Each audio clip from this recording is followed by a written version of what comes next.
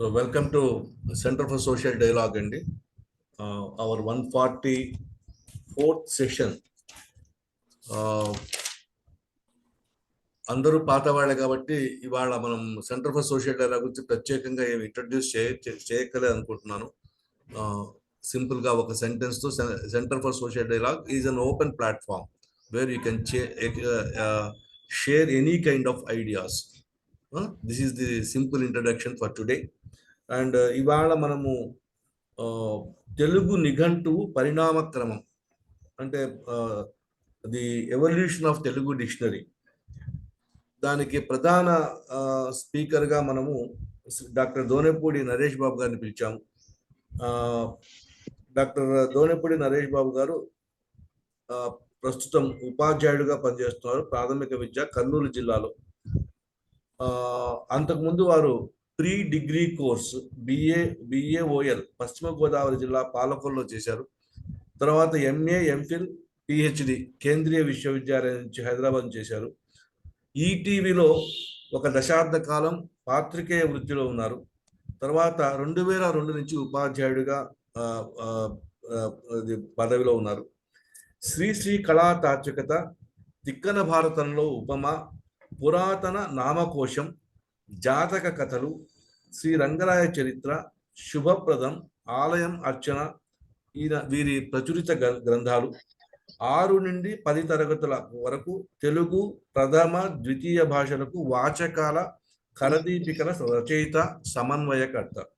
ఇది బ్రీఫ్గా డాక్టర్ దోనెపూడి నరేష్ బాబు గారు గురించినటువంటి పరిచయం అండి. Now I welcome doctor Donepudi Naresh Babu గారు to start the session and deal with subject matter. Welcome Naresh Babu garu. Welcome to you all andi. Thank you అండి. ఈ సభలో ఉన్న పెద్దలందరికీ కూడా నమస్కారం. సెంటర్ ఫర్ సోషల్ డైలాగ్ లో మరోసారి మాట్లాడడానికి అవకాశం కల్పించిన అవధానం రఘుకుమార్ గారికి ధన్యవాదాలు. ఈరోజు మనం చాలా కీలకమైనటువంటి విషయం ఇది. తెలుగులో డిక్షనరీస్, నిఘంటువులు ఎన్నున్నాయి, అసలు నిఘంటువులు ఎప్పుడు మొదలైనాయి, దాని పరిణామక్రమం ఎట్లా వచ్చింది, అది ప్రధానంగా మాట్లాడుకుందాం. దాంతోపాటుగా డిక్షనరీ ఎట్లా ఉండాలి, ఎందుకని ఒక బృహన్ నిఘంటువు మనకి మనం తయారు చేసుకోలేకపోయాం, ఇట్లాంటి విషయాలు కూడా అక్కడక్కడ ప్రస్తావిద్దాం. నిఘంటువుల్లో ఉండే కొన్ని ఆసక్తికరమైన విషయాలను కూడా వీటి మధ్యలో మనం ప్రస్తావిద్దాం. డిక్షనరీస్ తయారు చేయడం అనేది చాలా కష్టమైన పని. దానికి ఎంతో ఓర్పు కావాలి, పాండిత్యం కావాలి. అందుకనే ఒక ఆయన పేరు స్కాలింజర్ అని ఆయన ఒక మాట చెప్పారు. The worst criminals should neither be executed nor sentenced to forced labour but should be condemned to compile dictionaries because all the tortures are included in this work అని చెప్పారు. కాబట్టి ఎవరికైనా మనం ఏదైనా ఒక శిక్ష విధించదలుచుకుంటే ఓ డిక్షనరీ తయారు చేయమని ఓ పని అప్పయ్యేది చాలు, వాడి బతుకు బస్టాండ్ అయిపోతుంది. ఇంకా అట్లా మెల్లిగా దాంట్లో కష్టపడుతూ ఉంటాడు. అంటే కాస్త జోవియల్గా చెప్పినా కూడా దాంట్లో ఉన్న శ్రమ ఎంత గొప్పది అన్న విషయాన్ని ఈ కొటేషన్ మనకి చెబుతోంది. మరి ఇంత కష్టమైనా కూడా ఎవరైనా డిక్షనరీ చేయడం మానుకున్నారా అంటే ఎవరు మానుకున్నట్టు అనిపించదు. ఎవరి డిక్షనరీ వాళ్ళకు ఉంటుంది. చాలా మంది చెప్పే మాట మనం ఒకటి వింటూ ఉంటాం. ఏంటంటే, నా డిక్షనరీలో బద్ధకం అనే పదానికి చోటు లేదు, నా డిక్షనరీలో అని మొదలు పెడతారు అందరు. అంటే ఎవరి డిక్షనరీ వాళ్ళకి ఉందని అర్థం. ఆ డిక్షనరీలో, ఎవరి సొంత డిక్షనరీలో వాళ్ళ పదాలను వాళ్ళు ఉంచుకుంటారా, తీసేస్తారా, ఏది పెట్టుకుంటారనేది వాళ్ళ ఇష్టం. కానీ మనం అందరికీ వర్తించేటువంటి డిక్షనరీల గురించి, నిఘంటువుల గురించి మాట్లాడుకుందాం.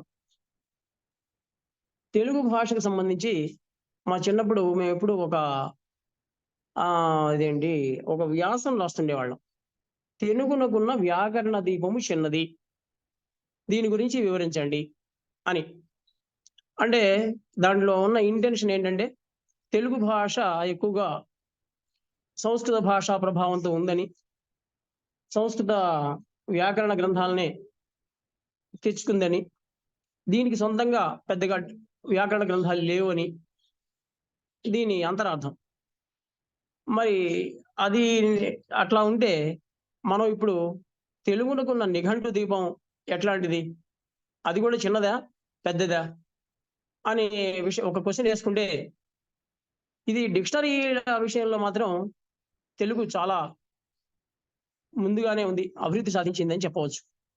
అంటే వాడికి ఎంత ప్రామాణికత ఉంది వాటిల్లో, పదకోశాలు తయారు చేయడంలో, నిఘంటువులు తయారు చేయడంలో మనం పాశ్చాత్యుల విధానాన్ని అనుసరిస్తున్నామా? లేదా మనకంటూ ఒక విధానం ఏదన్నా ఉందా? వాటిల్లో ఉన్న ప్రామాణికత ఎంత? ఎందుకు అవి అట్లా వచ్చినాయి? అనే దాన్ని చర్చించుకోబోయే ముందర ఒకసారి ఈ రాశి ఎంత ఉంది అనేది ఒకసారి ఆలోచిస్తే మాత్రం అనేక రకాల రూపాల్లో డిక్షనరీలు మనకి, అంటే నిఘంటువులు చాలా విస్తృతమైనటువంటి నిఘంటువులే ఉన్నాయని చెప్పాలి. బహుశా తెలుగుతో సంబంధం ఉండి, తెలుగు ఇంగ్లీషు, తెలుగు హిందీ అట్లా ద్విభాషా నిఘంటువులు, హిందీ మన భాషలోనే ఉన్న ఏకాక్షర నిఘంటువులు, నానార్థ నిఘంటువులు ఇట్లాంటివన్నీ లెక్క పెడితే దాదాపుగా 2000 దాకా మనకి నిఘంటువులు కనిపిస్తుంటాయి. వీటిలో అనేక రకాల క్లాసిఫికేషన్స్ కూడా ఉన్నాయి. ఉదాహరణకి విషయ ప్రాధాన్యాన్ని బట్టి చేసే క్లాసిఫికేషన్ ఒక రకం అయితే, వాటి స్వభావాన్ని బట్టి చేసేవి ఉదాహరణకి వైదిక నిఘంటువులు, లౌకిక నిఘంటువులు, తెలుగు నిఘంటువులు, పద్య రూపంలో ఉండే నిఘంటువులు, అకారాది క్రమంలో ఉండే నిఘంటువులు, మాండలిక పదకోశాలు, పదప్రయోగ కోశాలు, ద్విభాషా నిఘంటువులు, తెలుగు ఇంగ్లీషు, తెలుగు సంస్కృతం, తెలుగు హిందీ, తెలుగు ఉర్దూ ఇట్లాంటివి కొన్ని. తర్వాత ఏమో పద సూచికలు, ఇంకా విషయ ప్రధానం కలిగినటువంటి నిఘంటువులు. ఇట్లా మనకి రకరకాలైనటువంటి నిఘంటువులు ఉన్నాయి. నిఘంటువు ఏమిటి, ఎందుకు ఇది అనే ప్రశ్న వేసుకుంటే దీని గురించి కొన్ని నానుడులు ఇట్లాంటివి కూడా ఉన్నాయి. భాషకు కోశము, భాషకు కోశము ఎట్లాంటిదంటే రాజ్యానికి ధనాగారం లాంటిది అని చెప్పారు. ఓ రాజ్యానికి ధనాగారం ఎంత ముఖ్యమో, ట్రెజరీ ఎంత ముఖ్యమో, దాంతోనే అన్ని కార్యకలాపాలు నడుస్తాయి. కాబట్టి అట్లానే భాషకి తప్పకుండా కొన్ని గ్రంథాలు ఉండాలి, అంటే నిఘంటువులు ఉండాలి అని చెప్పారు. ఎందుకు నిఘంటువు అంటే, నువ్వు నీ వ్యవహారాన్ని చాలా కుదించుకొని పరిమితమైన జీవితాన్ని గడుపుతూ ఉంటే మాత్రం నీకు నిఘంటువుతో పనిలే. ఒక సాధారణంగా ఏం చెప్తుంటారంటే, ఒక 6 ఏళ్ల పిల్లవాడు అదేంటి లాంగ్వేజ్ పరంగా అడల్ట్ అని చెబుతాడు. అంటే ఒక పిల్లవాడు పుట్టి ఒక సమాజంలో 6 ఏళ్ళు పెరిగితే వాడికి ఆ భాషా వ్యవహర్తల నుంచి స్వీకరించినటువంటి పదజాలం కొంతవరకు వచ్చేస్తుంది. అంటే వాగ్ వ్యవహారం నడపడానికి, వాళ్ళ అమ్మతో మాట్లాడడానికి, నాన్నతో మాట్లాడడానికి, చుట్టుపక్కల సమాజంలో బంధువులతో మాట్లాడడానికి కావలసినటువంటి పదజాలం అంతా వచ్చేస్తుంది. అంత మాత్రం చాలు వాడికి. నిజానికి అంత మాత్రమే వాడు నేర్చుకోదలుచుకుంటే ఇంక వాడికి డిక్షనరీతో పని లేదు. ఎందుకంటే మనం చాలా మందిని చూస్తూనే ఉన్నాం. అంటే చదువుకోని వాళ్ళని, చదువుకున్న వాళ్ళని. చదువుకోని వాళ్ళంటే ఇక్కడ కేవలం గ్రంథ పఠనం, ఒక పద్ధతి ప్రకారం మనం చేసేటువంటి స్కూల్లో వేసినటువంటి పిల్లవాడు చదువుకోవడం లాంటి చదువుకోవడం. అట్లాంటి చదువు సంఖ్యలు లేని వాళ్ళు కూడా వాక్చాతుర్యంతో బ్రహ్మాండమైనటువంటి వక్తలుగా ఉండటం, ఇట్లాంటివన్నీ చూస్తున్నాం. అంటే సమాజంలోంచి వాళ్ళు శబ్దజాలాన్ని అంతా గ్రహించి దాంట్లో ఉన్న కాకుని అట్లాంటి వాటిని కూడా పట్టుకొని చక్కగా మాట్లాడగలుగుతున్నారు. సో ఆ సందర్భంలో డిక్షనరీతో పని లేదు. అట్లానే ఒక ప్రాంతానికే కట్టుబడి ఉండే వాళ్ళకి కూడా పెద్దగా డిక్షనరీతో పని ఉండకపోవచ్చు. అట్లానే కాలము, వ్యక్తులు, భావ వ్యక్తీకరణ, వీటన్నిటిని ఎప్పుడైతే పరిమితంగా ఉన్నాయో వాటికి మనకి డిక్షనరీతో, అట్లాంటి సందర్భాల్లో డిక్షనరీతో మనకు పని లేదు. ఈ అవధులని అధిగమించాలి, ఈ పరిమితుల్ని అధిగమించాలి అన్న కోరిక ఉన్న వాళ్ళకి మాత్రం ఖచ్చితంగా డిక్షనరీతో పని ఉంటుంది. ఇవి వరుస ఎప్పుడూ నిరంతరం మారుతూనే ఉంటాయి. ఉదాహరణకి ఇంతకుముందు మెసేజ్ చేయండి, సెల్ ఫోన్లోనే ఒక 10-15 ఏళ్ల కిందట ఇప్పటికి ఉన్న వ్యవహారానికి కూడా మార్పులు వస్తూ ఉంటాయి.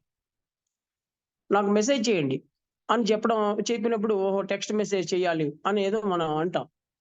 పింగ్ అనే పదం వచ్చింది. పింగ్ చేయండి అంటే ఈ వ్యవహారం కొత్తగా ఉంది, ఇదేంటా అని చూస్తే దానికి దీనికి అర్థంలో ఏం తేడా లేదు. దానికి మెసేజ్ పెట్టమని, దీనికి మెసేజ్ పెట్టమని. కాబట్టి ఇట్లా కొత్త రకాలైనటువంటి పదాలని తెలుసుకోవడానికి వ్యవహార జ్ఞానంతో పాటుగా మనకి డిక్షనరీలు కూడా చాలా అవసరం. ఎప్పుడు ఈ కొత్త పదజాలం అంతా కూడా ఎప్పటికప్పుడు ఆ డిక్షనరీలో చేరుతూ ఉన్నాం. చేరకుండా ఉన్నప్పుడు కూడా ఈ ప్రాచీన కావ్యాలకు సంబంధించినటువంటి పదజాలాన్ని తెలుసుకోవడానికి, కావ్యాలను అర్థం చేసుకోవడానికి, అట్లా రకరకాల నిఘంటువులు ఏ సందర్భానికి అనుగుణంగా మనకి అవసరం అవుతూనే ఉంటాయి.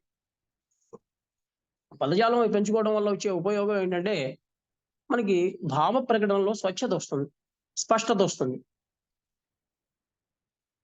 సంస్కృతంలో ఒక సంస్కృత భాషకి సంబంధించి ఒక చిన్న కథ చెప్తుంటారు. ఒక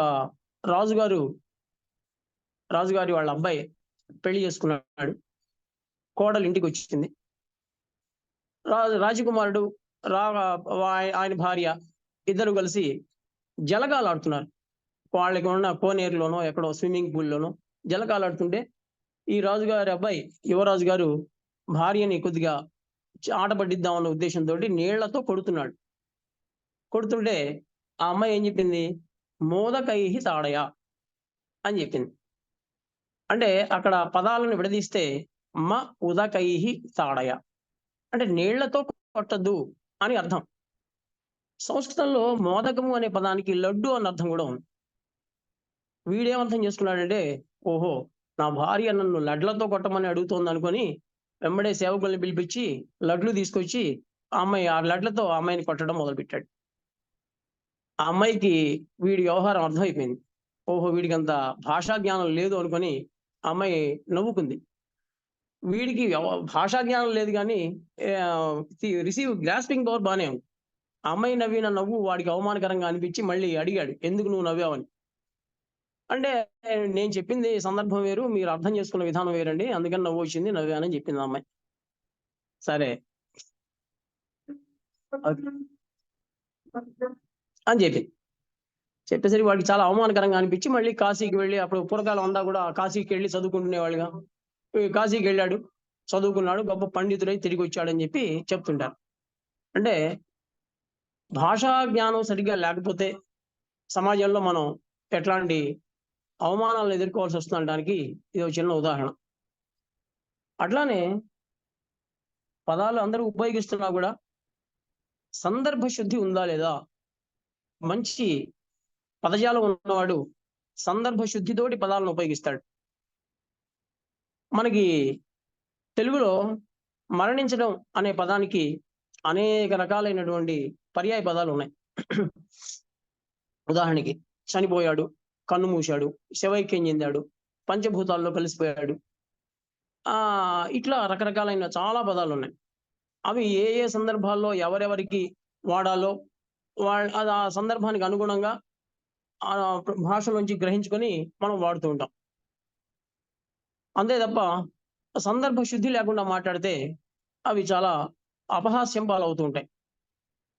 అట్లానే సంస్కృతానికి సంబంధించే ఒక చిన్న ఇదేంటంటే, ఒక చిన్న విషయం, ఒక వ్యక్తి వేరే వ్యక్తి ఇంటికి వచ్చాడు. వచ్చేసరికి ఆ పూర్వకాలం ఇళ్ళన్నీ పూరిళ్ళు ఇట్లాంటివన్నీ ఉండేవి కాబట్టి అక్కడ పైకి చూస్తే వెదురు బొంగులు అవి కాస్త పుచ్చిపోయి ఉన్నాయి. వీడేదో కాస్త భాషా జ్ఞానాన్ని ఉపయోగించాలి అనేటువంటి తాపత్రయంలో ఆ వెదురు బొంగుల వైపు చూసి, ఓహో వంశనాశనం అయిందే అన్నట్ట. వంశనాశనం అంటే మామూలుగా వాళ్ళ వంశం అంతరించిపోయింది అనేది బాగా ప్రముఖంగా వినిపించేటువంటి అర్థం. వెదురు బొంగుకి వంశము అనే అర్థం కూడా, వంశము అనేటువంటి పదాలు కూడా ఉన్నాయి. వంశనాశనం అంటే వీడేదో కొత్తగా గొప్పగా ప్రయోగించాను అనుకొని వెదురు బొంగుకి వంశము అనేటువంటి పదాన్ని వాడి ఈ పదం చేసేసరికి పాపం ఆ యజమాని కంగు తిని వీడి వైపు అనుమానంగా చూడటం మొదలుపెట్టాడు. ఆ తర్వాత కాసేపు అయినాక వాళ్ళ ఇంట్లో ఓ పక్క రోలు ఉంది, ఆ రోలు కాస్త పగిలిపోయి కనిపించింది. శిలాభాండోద్వాసనం కూడా జరిగింది అన్నట్ట. అంటే ఇక్కడ రోలు పగిలిపోయింది అనే మాటకి బదులుగా శిలాభాండోద్వాసన అనే పదం చెప్పడం వల్ల ఈ పదాలు కేవలం కొన్ని కర్మ అంటే అపర కర్మలు లేదా ఎవరైనా చనిపోయినప్పుడు వాడేటువంటి పదాలలో బాగా ప్రసిద్ధమైనటువంటి పదాలు. ఇవన్నీ చూసేసరికి ఆ యజమాని కోపం వచ్చింది. కాబట్టి ఒక ప్రయోగం సందర్భానికి వీలు లేకుండా అసందర్భంగా గనక మనం పదప్రయోగం చేస్తూ ఉంటే అప్పుడు మనం నవ్వుల పాలవుతాం, ఎదుటి వాళ్ళని కూడా అవమానించిన వాళ్ళం అవుతాం. కాబట్టి మనం నిఘంటువుల ద్వారా, మిగతా వాగ్వ్యవహారం ద్వారా, సమాజం ద్వారా కూడా పదజాలాన్ని తెలుసుకుంటూ ఉండాలి.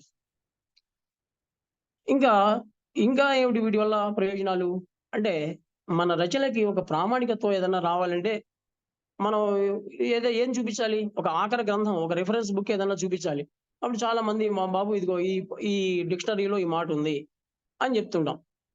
వ్యవహారంలో ఉన్న పదాలన్నిటిని కలిపి డిక్షనరీలో పెట్టినా కూడా అది జీవద్భాష అనేది పాయలు పాయలుగా పోతూ ఉంటుంది కాబట్టి దాన్ని ఒక క్రమ పద్ధతిలో పెట్టడానికి మనం డిక్షనరీలని ఇట్లాంటి వాటిని ఉపయోగిస్తూ ఉంటాం. అందువల్ల ప్రామాణికత్వం అనేది కూడా ఒక లక్షణంగా ఉంటుంది. అదొకటి స్థిరత్వం. కొన్ని ఏళ్ల పాటు ఒక పదం ప్రజల మధ్యలో నలిగితే తప్ప దానికి ఒక వ్యాప్తి జరగదు. ఒక సమాజం మొత్తంలో ఈ పదానికి వ్యాప్తి ఉంది అని అనుకున్నప్పుడు అప్పుడు మనం దాన్ని ఒక డిక్షనరీలోకి ఎక్కించే ఒక ఎంట్రీ ఆరోపణలాగా దాన్ని ఎక్కించే ప్రయత్నం చేస్తూ ఉంటాం. తర్వాత అవ్యవస్థత తగ్గిపోతుంది దీనివల్ల. అందరూ ఒక రకమైనటువంటి ఒక ఒప్పందానికి వస్తారు. ఆ ఒప్పందం ప్రకారం కొన్ని పదాలు ఏర్పాటు చేసుకుంటారు. భాష అనేది మరి మామూలుగా కాస్త లోతుగా ఆలోచిస్తే ఒకళ్ళకి ఇంకోళ్ళకి మధ్య ఉన్న ఒప్పందమే. పదాలకి మనం అర్థం 2 రకాలుగా చెప్తూ ఉంటాం. యౌగిక అర్థములు, వ్యుత్పత్త్యర్థములు లేదా ఆర్బిటరీ అని కూడా చెప్తుంటాం. అంటే అర్థం ఏంటంటే, ఒక సమాజంలో ఒక ఇంటికి ఇటుకలతో పేర్చినటువంటి ఒక నిర్మాణాన్ని అందరం కలిసి గోడ అన్నాం. ఈ గోడకి వ్యుత్పత్త్యర్థ పదం ఏం కాదది. ఒక ప్రజలందరి మధ్య ఒక ఒప్పందంతో వచ్చినటువంటి పదం కాబట్టి మనం గోడ అన్నాం. అందరూ గోడ అంటున్నారు. ఒక సామాజికమైనటువంటి ఆమోదం దానికి ఉంది కాబట్టి ఆ పదం వ్యాప్తిలోకి వచ్చింది.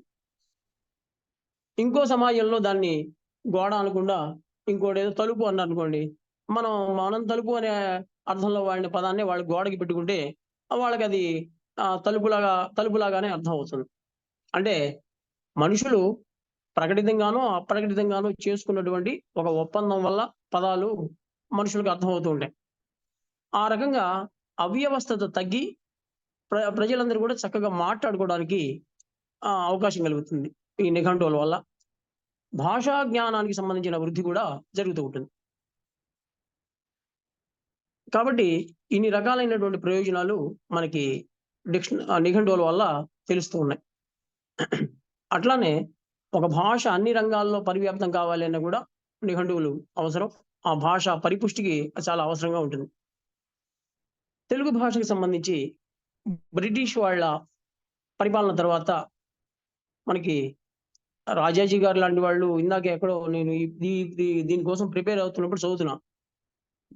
ఇంగ్లీష్ వాళ్ళు దేవతలు అన్నట్టుగా ఆయన బాగా చాలా గొప్పవాళ్ళు. వాళ్ళు రాబట్టే మనం బాగుపడ్డాం భాషా విషయకంగా అన్నట్టుగా రాజాజీ గారు అన్నట్టుగా ఎక్కడో చదివారు.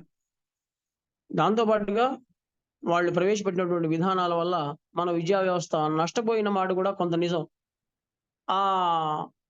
నష్టంలో భాగంగా బాగా పాపులర్‌గా ఉన్నటువంటి ఒక ఒపీనియన్ ఏంటంటే, మెకాలే విద్యా విధానం వల్ల మనకి మన పూర్వ జ్ఞానం అంతా కూడా, మనకున్న సంప్రదాయం, మనకున్న వారసత్వం అంతా కూడా మనం కోల్పోయాం. ఒక రకమైనటువంటి గుమస్తాలను తయారు చేసేటువంటి విద్యా విధానం అతన్ని ప్రవేశపెట్టిన విద్యా విధానం వల్ల, ఆంగ్లేయులు ప్రవేశపెట్టిన విద్యా విధానం వల్ల మన దేశంలో ఉంది. భాషా విషయకంగా ఆంగ్ల వ్యామోహం మనకి అప్పటి నుంచి మొదలై ఇప్పటిదాకా కూడా మనకి అది తగ్గట్లేదు. దానివల్ల మనం బాగా నష్టపోతున్నామని. ఇప్పుడు మరి మనం తెలుగు ఏ రంగంలో కూడా మనం పూర్తిగా అమలు చేయలేకపోవడానికి మనకున్న పదజాలంలో ఉన్నటువంటి కొరత ఒక కారణం. ఈ మీటింగ్‌లో ఉన్నటువంటి మా గురువుగారు నందివెలుగు ముక్తేశ్వరరావు గారు నల్గొండ జిల్లా కలెక్టర్‌గా ఉన్నప్పుడు వారు చేసిన కృషి అందరికీ తెలిసిందే. పాలనా భాషగా నల్గొండ జిల్లాలో దాన్ని అమలు పరుద్దాం అనుకున్నప్పుడు ఆయనకి మొదట్లో చాలా వ్యతిరేకత వచ్చింది. ఆ వ్యతిరేకతలో భాగంగా వచ్చిన మొట్టమొదటి విషయం ఏంటంటే, పదజాలం లేదు. సరైన పదజాలం లేదు అని. ఆ నెపంతో అధికారులందరూ గూడా తెలుగులో రాతకోతలు కొనసాగించడానికి ఇష్టపడల. కానీ ఎప్పుడైతే దానికి వాళ్ళకి తగినటువంటి మనం సౌకర్యాలను ఏర్పాటు చేశామో, చిన్న పదకోశాలు తయారు చేయడం, వాళ్ళకి ఇదేం పెద్ద కష్టం కాదు అనేటువంటి కాన్ఫిడెన్స్ కలిగించడం, చిన్న చిన్న పదాలను ఏర్పాటు చేయడం, మీ సొంత భాషలో రాయండి. ఏదో ఏదో పెట్టుడు పదాలు, లేతే కృత్రిమమైనటువంటి పదాలు ఇట్లాంటివన్నీ అక్కర్లేదు అని, ఇట్లాంటి ప్రత్యామ్నాయం ఏర్పాటు చేసిన తర్వాత, అది వాళ్ళు ఇష్టంగా కొనసాగించారు. కాబట్టి ఒక భాష అన్ని రంగాల్లో పరివ్యాప్తం కావాలి అంటే, ప్రజలు దాన్ని వాడేటువంటి ప్రజలకి అందుబాటులో ఉండాలి. ఆయా రంగాలకు సంబంధించినటువంటి గ్లోసరీస్ తయారు చేసి పెట్టాలి. అట్లా ఏ రంగానికి సంబంధించి ఆ రంగానికి వాళ్ళకి చిన్న చిన్న పుస్తకాలు అందుబాటులో ఉంటే, వాటి ద్వారా గూడా వాళ్ళు భాషని కొనసాగించేటువంటి అవకాశం ఉంది. మరి ఇంతవరకేనా అంటే, మనం వర్తమానంలో ఉన్నాం. భవిష్యత్తులోకి తొంగి చూడాలన్నా, గతంలోకి ప్రయాణించాలన్నా గూడా మనకి నిఘంటువు అవసరమే. నన్నయ్య ఓ పద్యం రాశారు. ఎప్పుడో 11వ శతాబ్దంలో ఉన్న నన్నయ్య గారు రాసిన పద్యాన్ని మనం అర్థం చేసుకోవాలంటే, మనకి ఖచ్చితంగా శబ్దరత్నాకరం లాంటి గ్రంథాలు, లేతే ఇంకో గ్రంథమో ఏదో ఈ పదానికి అర్థం ఏమిటి అన్నది తెలిస్తే తప్ప మనం ఆయన్ని అర్థం చేసుకోలేం. ఆ కవి హృదయాన్ని మనం అర్థం చేసుకోలేం. అందువల్ల గతంలోకి ప్రయాణించాలన్నా గూడా మనకి భాష ద్వారా గతంలోకి ప్రయాణించాలంటే గూడా మనకి డిక్షనరీ చాలా అవసరం. ఆ కవి ఆ పదాన్ని ఏ అర్థంలో వాడాడు? ఎంత సంకుచితమైనటువంటి అర్థంలో వాడాడా? అర్థ విస్తృతి ఉందా? అప్పటికి, ఇప్పటికి ఉన్న తేడా ఏమిటి? ఇట్లాంటివన్నీ తెలుసుకోవాలంటే మనకి ఒక ప్రామాణికమైన నిఘంటువు చాలా అవసరం. ఉదాహరణకి నన్నయ్య గారు చీర అన్న పదం వాడారు. వస్త్రం అన్న అర్థంలో. కానీ ఇప్పుడది కేవలం స్త్రీలు ధరించేటువంటి ఒక వస్త్ర విశేషంగా మాత్రమే ఉంది. ఈ రకంగా పదాలకి అర్థ సంకోచము, అర్థ వ్యాకోచము ఇట్లా రకరకాలైనటువంటి జరుగుతుంటాయి కాబట్టి, వాటన్నిటిని పరిశీలించి, వాటిని ఒక నిఘంటువులో నిక్షిప్తం చేస్తే తప్ప, మనకి మన గతంలో ప్రయాణించడానికి, గత కవులని మనం అర్థం చేసుకోవడానికి వీలుండదు. కాబట్టి ఇది ఒక భాషకి ఖచ్చితంగా ఒక ప్రామాణికమైన నిఘంటువు అవసరం అని చెప్పడానికి ఇట్లాంటివి కూడా చాలా మనకి ఉదాహరణలుగా ఉంటాయి. సంభాష సమాజము సంస్కృతి అనేటువంటి గ్రంథంలో బద్రిరాజు కృష్ణమూర్తి గారు ఒక ప్రముఖ భాషావేత్త ఆయన. ఆయన ఒక చిన్న వ్యాసం రాశారు. ఆ వ్యాసం ఏంటంటే 3000 ఏళ్ల కిందట తెలుగు ఎట్లా ఉండేది? మరి దానికి ప్రామాణికత ఏంటంటే, ఆ శాసనాలు అవి పరిశీలించడం. లేతే సోర్సెస్‌లోకి వెళ్ళిపోయి, ఉదాహరణకి మనకేదో ఒక పదం ఉంది. రాజకీయ రంగంలోనో, లేతే సామాజిక రంగంలోనో, ఆధ్యాత్మిక రంగంలోనో ఓ పదం ఉంది. ఆ పదం ఎప్పుడు పుట్టింది? ఎన్నాళ్ళ బట్టి ఈ పదాన్ని వాడుతున్నారు అన్నది తెలుసుకోవాలంటే, దానికి భాషకు సంబంధించిన పరిశోధన అవసరం. దా దాని గురించి కూలంకషంగా పరిశీలించి దాన్ని ఎక్కడో చోట నిక్షిప్తం చేస్తే తప్ప, నిఘంటువులో ఒక ఆరూపంగా చేరిస్తే తప్ప దాన్ని మనం అర్థం చేసుకోలేం. దానికి ఓ 2, 3 అంశాలు మాత్రమే మీకు దాంట్లో ఉన్న విషయాలు చెప్తాను. 3000 ఏళ్ల కిందట మన భాష ఎట్లా ఉండేది అంటే, బద్రిరాజు గారు చెప్పిన విషయం ఏంటంటే, రాజకీయ వ్యవస్థలో రాజు అనే పదం ఉండేది. రేడు ఈ 2 పదాలు ఉండేవి. రాజు, రేడు అనే పదాలు ఉండేవి. ప్రజలు పన్నులు కడుతుండేవాళ్ళు. ఆ పన్నులని మనం అరి అని, కప్పం అని, తెర అని అంటుండేవాళ్ళు. కోట అనే పేరుతోనే ఉండేది కోట గూడా. అగడత అనేవి గూడా అప్పుడే ఉండేవి. ఊరు ఉండేది. మనకి ఊరు తర్వాత ఇప్పుడు మండలం ఉంటే, అప్పుడు నాడు అనేది ఉండేది. ఇవన్నీ గూడా ఇట్లా ఉన్నాయి. సామాజిక వ్యవస్థలో మామూలుగా ఎక్కడైనా ఒక కొత్త డిక్షనరీ మనం తయారు చేయాలన్నా గూడా, లేదా ఒక కొత్త భాషని పరిశీలించాలన్నా గూడా, మనం మొట్టమొదటిగా చూసేటువంటి విషయం మౌలికమైన పదాలు. ఆ భాషలో ఉన్న మౌలికమైన పదాలు. ఆ మౌలికమైన పదాల్లోకే మనకి ఏమొస్తాయి? బంధువాచక పదాలొస్తాయి. మనం తినే ఆహార పదార్థాలు ఇట్లాంటి విషయాలు కూడా వస్తూ ఉంటాయి. అట్లా చూసుకున్నప్పుడు మన సామాజిక వ్యవస్థలో చుట్టరికానికి సంబంధించినటువంటి అమ్మ, అయ్య, అప్ప, అక్క, చెల్లెలు ఇట్లాంటి పదాలు, అల్లుడు లాంటి పదాలు కూడా ఇంతకుముందే ఉండేవని చెప్తుంటారాయన. ఆ 3000 సంవత్సరాల కిందట కులానికి సంబంధించిన ఒక ప్రత్యేకమైన పదం ఏది లేదు అని, గుడి అన్న పదం మొదట్లో ఇల్లు అనే అర్థంలోనే ఉండేదిట. అది రాను రాను దేవుడికి సంబంధించిన ఇల్లు అన్న అర్థంలో పరిమితం అయిపోయింది. అట్లానే తినడానికి, తాగడానికి సంబంధించిన పదాలు, వస్తు సంపదకి సంబంధించిన పదాలు, ఆయుధాలు, వ్యవసాయానికి సంబంధించిన పదాలు ఇట్లాంటివన్నీ ఆహ్, ఆ రోజుల్లో ఎట్లా ఉండేవి అన్నది ఆయన పరిశీలించి చెప్పారు. మరి ఈ పరిశీలన ఇట్లా జరగాలి అంటే మనకి నిఘంటు నిర్మాణం ఇట్లాంటివన్నీ కూడా చాలా అవసరం. అందుకని సంస్కృతంలో ఒక చిన్న మాట ఏముందంటే కోశవాన్ ఆచార్యః.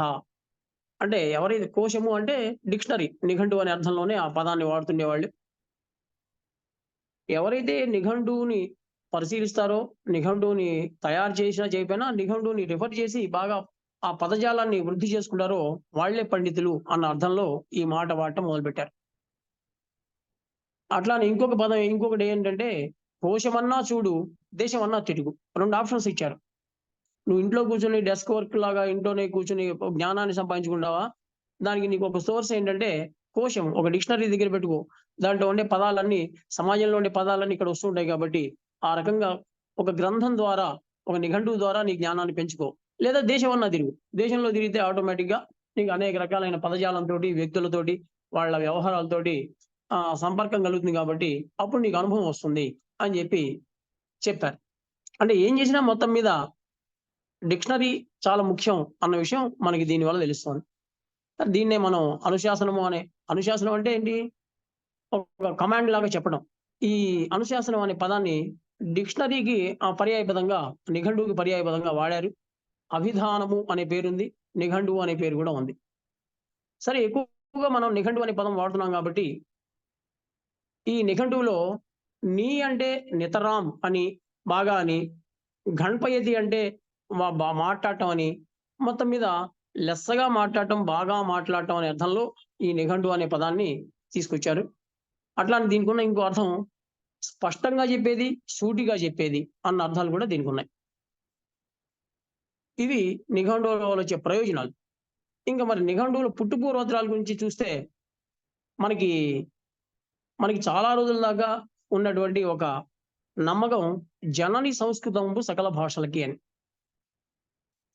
అన్ని భాషలకి మూలం సంస్కృతం అని చాలా రోజుల దాకా భాషా శాస్త్రవేత్తలు, పండితులు వీళ్ళందరూ కూడా నమ్మారు. ఆ రకంగానే దీని సంస్కృత ప్రభావం మన భాష మీద ఎక్కువగా ఉండటం వల్ల బహుశా అట్లాంటి నమ్మకం వచ్చి ఉంటుంది. అందుకని నిఘంటువులు తయారు చేసే విషయంలో కూడా మనకి సంస్కృత భాషా ప్రభావం ఎక్కువగా ఉంది. అట్లా సంస్కృతంలో మనం 2 రకాలైన పద్ధతులున్నాయి. వైదిక వాంగ్మయము, లౌకిక వాంగ్మయము అని. అంటే వేదాలకి సంబంధించిన విషయాలకి సంబంధించిన డిక్షనరీలు కూడా ఉన్నాయి మనకి. వాటిని మనం నిరుక్తము అంటాం. యాస్కుడు అనే ఆచార్యుడు ఈ నిరుక్తములను తయారు చేశాడు. ఒక్కొక్క వేదానికి. అంటే మొదట్లో వేదం ఒకటిగా ఉన్నా తర్వాత విభజింపబడింది కాబట్టి, ఆ ఋగ్వేదానికి ఓ నిరుక్తము, యజుర్వేదానికి ఓ నిరుక్తం, సామవేదానికి ఒక నిరుక్తం, అథర్వణ వేదానికి కూడా నిరుక్తములు సెపరేట్‌గా రాశారు అని. అంతకన్నా ముందర ఆహ్, ఆయన తర్వాత మళ్ళీ మనకి సంస్కృత భాషలో వ్యాడి, వరరుచి మొదలైన వాళ్ళు కూడా శ్లోక రూపంలో లౌకిక భాషకి సంబంధించిన నిఘంటువులను కూడా వాళ్ళు రాశారు. ఆ తర్వాత బాగా ప్రచారంలో ఉన్నది. ఇప్పటికీ కూడా ప్రచారంలో ఉన్న ప్రధానమైన నిఘంటువు అమరకోశం. అమరసింహుడు అనే అతను నామలింగానుశాసనము అనే పేరుతోటి రాసిన నిఘంటువు అది. మరి ఈ నిఘంటువుల తయారీలో అప్పటికి, ఇప్పటికి ఒక ప్రధానమైన తేడా ఉంది. అంటే ఆ తేడా ఎప్పటినుంచి వచ్చిందంటే బహుశా మనకి ప్రింట్ ఎప్పుడైతే వచ్చిందో, అచ్చు యంత్రం ఎప్పుడైతే వచ్చిందో అప్పటినుంచి మన నిఘంటువుల తయారీ విధానం మారిపోయింది. అంతకుముందు కంఠత రావాలి, పదజాలం బాగా వృద్ధి చెందాలి అని చెప్పి ఏం చేసేవాళ్ళంటే శ్లోకాల రూపంలో వీటిని రాస్తుండేవాళ్ళు. పద్య రూపంలో శ్లోకాలు అంటే సంస్కృతంలో అయితేనేమో అవి శ్లోకాల రూపంలో ఉండేవి. తెలుగులో అయితే పద్య రూపంలో ఉండేవి. అవి ఎప్పుడైతే అట్లా బాగా కంఠత వచ్చినాయో, ధారణా శక్తి బాగా ఉండి అవన్నీ మనసులో మెదిలేవో, దాన్ని బట్టి వాళ్ళు పదజాలాన్ని ఉపయోగించుకోవడం, సందర్భానుసారంగా పదాలను ఉపయోగించి రచన చేయడం ఇట్లాంటివన్నీ వాడుతుండేవాళ్ళు. ఆ తర్వాత అచ్చు యంత్రం వచ్చినాక ఇవి మెల్లిమెల్లిగా అకారాది క్రమంలో వచ్చినాయి. వీటినే గద్య నిఘంటువులు అని కూడా పిలుస్తుండేవాళ్ళు. దీనివల్ల ఏమైందంటే ఇంక కంఠత పట్టాల్సినటువంటి అవసరం లేకుండా పోయింది. సరే ప్రతి పనికి ఒక ప్రయోజనం ఉంటుంది. ఒక నష్టం కూడా ఉంటుంది. ఇంతకుముందు ధారణా శక్తి బాగా ఉండేది. గుర్తుపెట్టుకునేవాళ్ళు. ఎక్కడ దేనితో రిఫరెన్స్ లేకుండా మనం చెప్పగలిగే సామర్థ్యం ఉండేది. ఇప్పుడేమైందంటే ఇన్ఫర్మేషన్ కాదయ్యా కావాల్సింది కాన్సెప్ట్ అనే భావన ఎప్పుడైతే డెవలప్ అయిందో, ఇప్పుడేమైంది చివరికి పిల్లలకి ఎక్కాలు కూడా రానంత పరిస్థితొచ్చింది. విద్యారంగంలో భట్టీయం పనికిరాదు అని జెప్పి, లేదా కంఠతా పట్టించడం అనేది ఒక మంచి పద్ధతి కాదు అని జెప్పి, దాన్ని హైబ్రిడ్ మోడ్‌లో గూడా కాకుండా పూర్తిగా వ్యతిరేకించేసరికి పిల్లలకి ఏమైపోయిందంటే ఇప్పుడు ధారణా శక్తి బాగా తగ్గిపోయింది. వాడు ఎక్కాలు కూడా చెప్పే పరిస్థితి లేకుండా 20 ఎక్కాలు 10 వరకు చెప్పే పరిస్థితి కూడా లేకుండా కాలిక్యులేటర్ సహాయం తీసుకోవాల్సిన పరిస్థితి వచ్చేసింది. కాబట్టి ప్రతి దానికి కొన్ని పాజిటివ్స్ ఉంటాయి. కొన్ని నెగెటివ్స్ గూడా ఉంటాయి. ఇప్పుడు ఇంతకుముందు మరి పద్య నిఘంటువులు ఉన్నప్పుడు, లేతే శ్లోకాల రూపంలో అమర కోశం ఉన్నప్పుడు చాలామంది దీంతోనే మొదలుపెట్టేవాళ్ళు. ఒక సాధారణమైన విద్యార్థి అంటే అర్థం ఏంటంటే పంచకావ్యాలు చదువుకోవడం. అమరంలో ఏదో కొంత వర్గన్న అక్కడ దేవవర్గు, మనుష్య వర్గు, తిర్యగ్ వర్గు ఇట్లా కొన్ని వర్గులుంటాయి. అంటే కేటగరైజేషన్ ఆఫ్ వర్డ్స్. అట్లా ఉండేది. కొంతన్నా నేర్చుకునేవాళ్ళు. ఊరికే ధారణ తోటి నేర్చుకునేవాళ్ళు. అది దానికి సంబంధించినటువంటి విషయం. తర్వాత ఇంకా సంస్కృత భాషలో ఈ తర్వాత వాసుకి, వ్యాడి, ధనపాలుడు, వాచస్పతి మొదలైన వాళ్ళు కూడా కొన్ని నిఘంటువులు తయారు చేశారు. ఇవన్నీ కూడా మొదటి తరం నిఘంటువులు అక్కడ. ఆ రెండో తరంలో మనం చెప్పుకున్న అమరసింహుడు రాసినటువంటి అమరకోశము ఇట్లాంటివన్నీ ఉన్నాయి. ఆయనతో పాటు ఉన్న వాళ్ళలో కాత్స్యుడు, దుర్గాదాసుడు, భాగురి, శాశ్వతుడు, యాదవుడు ఇట్లాంటి వాళ్ళందరూ కూడా ఉన్నారు. సరే ఇవి సంస్కృత భాషకి సంబంధించిన నిఘంటువుల వివరాలు. తెలుగు దగ్గరకొచ్చేసరికి మనకి నిఘంటువుల్లో కృషి చేసిన వాళ్ళు చాలా మంది ఉన్నారు. దీనికి సంబంధించి గిడుగు సీతాపతి గారు చెప్పిన ఒక మాట ఏంటంటే, నిఘంటువులు ఏదో ఒకసారి తయారు చేసి పక్కన పెట్టేవి కాదండి. అది కనీసం 20 ఏళ్ళకి ఒకసారన్నా దాన్ని రివైజ్ చేయాలి అని చెప్పారు. ఇప్పుడు మనకి ఇంగ్లీష్ భాషకి సంబంధించి మనం ఎప్పుడు ఎక్కువగా రిఫర్ చేసే పుస్తకం, బాగా ప్రచారంలో ఉన్న విషయం ఆక్స్‌ఫర్డ్ అడ్వాన్స్‌డ్ లెర్నర్స్ డిక్షనరీ. ఓఏఎల్‌డి. దీనికి సంబంధించి అక్కడ ఒక పెద్ద సంస్థ, పెద్ద పరిశ్రమ, ఏ పదాలు మరుగున పడిపోయినాయి, ఏ పదాలు కొత్తగా వచ్చి చేరినాయి, ఈసారి ఎంట్రీస్ ఎన్ని పెట్టాలి, అట్లాంటి వాటిలో నిరంతరమైన పరిశోధన ఉంటుంటుంది. ప్రతి 2 ఏళ్లకు, 3 ఏళ్లకు ఒక ఎడిషన్ మారుస్తూ 10థ్ ఎడిషన్ అని, 11థ్ ఎడిషన్ అని వాళ్ళు అట్లా తీసుకొస్తూ ఉంటారు. మనకి జరిగిందేంటంటే ఎక్కువగా వ్యక్తి కేంద్రంగానే జరిగినాయి మనకొచ్చిన నిఘంటువులన్నీ కూడా.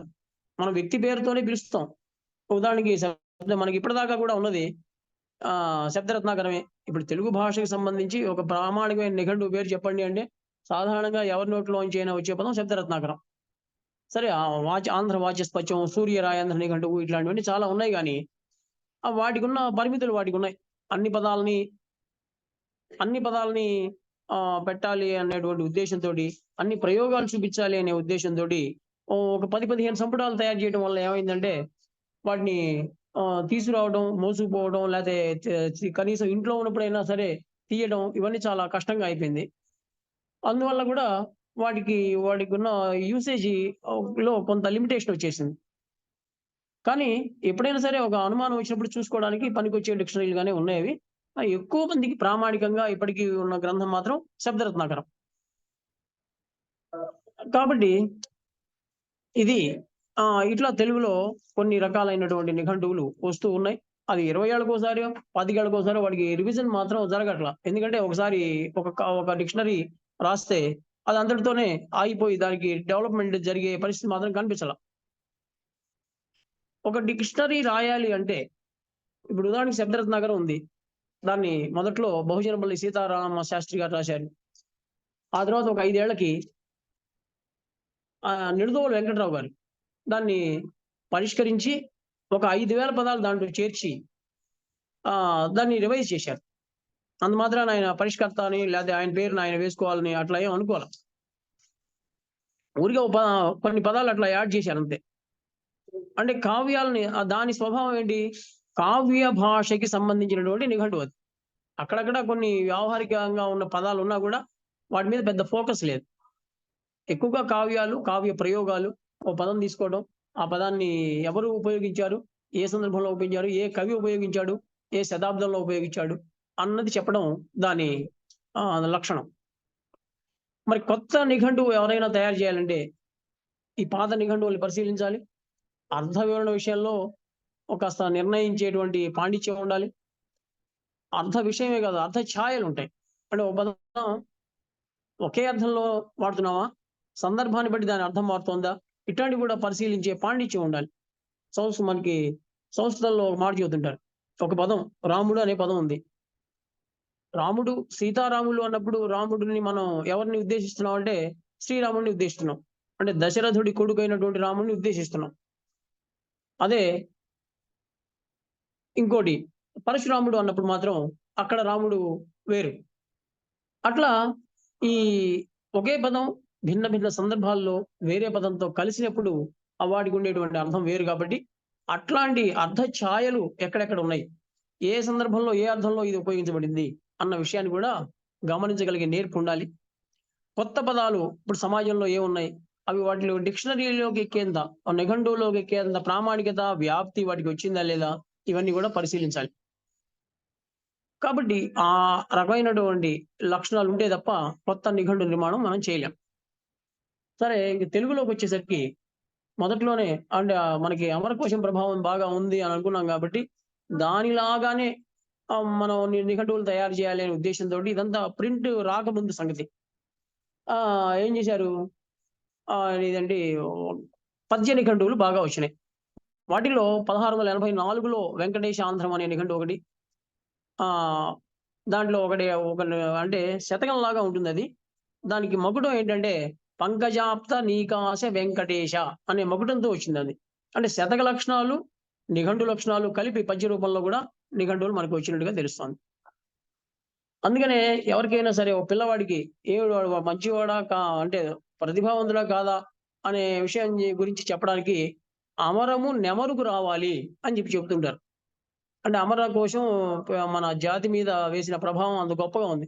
అది నెమరుకు రావడం అంటే ఒకసారి మనం పూర్తిగా దాన్ని నేర్చుకున్న తర్వాత, కోర్స్ బట్టి పట్టిన తర్వాత, ధారణ చేసిన తర్వాత, బట్టి పట్టడం అనేది ఒక నెగెటివ్ సెన్స్ లో వాడుతున్నాం కాబట్టి ధారణ చేసిన తర్వాత అది మళ్ళీ ఎప్పటికప్పుడు దాన్ని నెమరేస్తూ ఉంటే తప్ప మన స్మృతిలో ఉండదు. కాబట్టి దాన్ని అమరం నెమరుకు రావాలి అనేటువంటి సామెత కూడా మనకు కనిపిస్తూ ఉంటుంది. పద్య రచన ఈ నెమరు వేసుకోవడానికి అనుకూలమైనటువంటిది కాబట్టి చాలా వరకు మనకి పద్య సంబంధించిన నిఘంటువులు కూడా వచ్చినాయి. మనకి పైడిపాటి లక్ష్మణ కవి ఆంధ్రనామ సంగ్రహము, దాంట్లో కూడా ఆయన ఇట్లానే దేవవర్గు, మానవ వర్గు, తిరియక్కులు, ఇట్లాంటివన్నీ స్థావరములు, జంగమములు, తిరియక్కులు ఇట్లాంటి కేటగరైజేషన్ తోటి పద్యాలు రాశారు. అడిదవ సూరకవి ఆంధ్రనామ శేషము అనేటువంటి గ్రంథం, అదే ఒక నిఘంటువు తయారు చేశారు.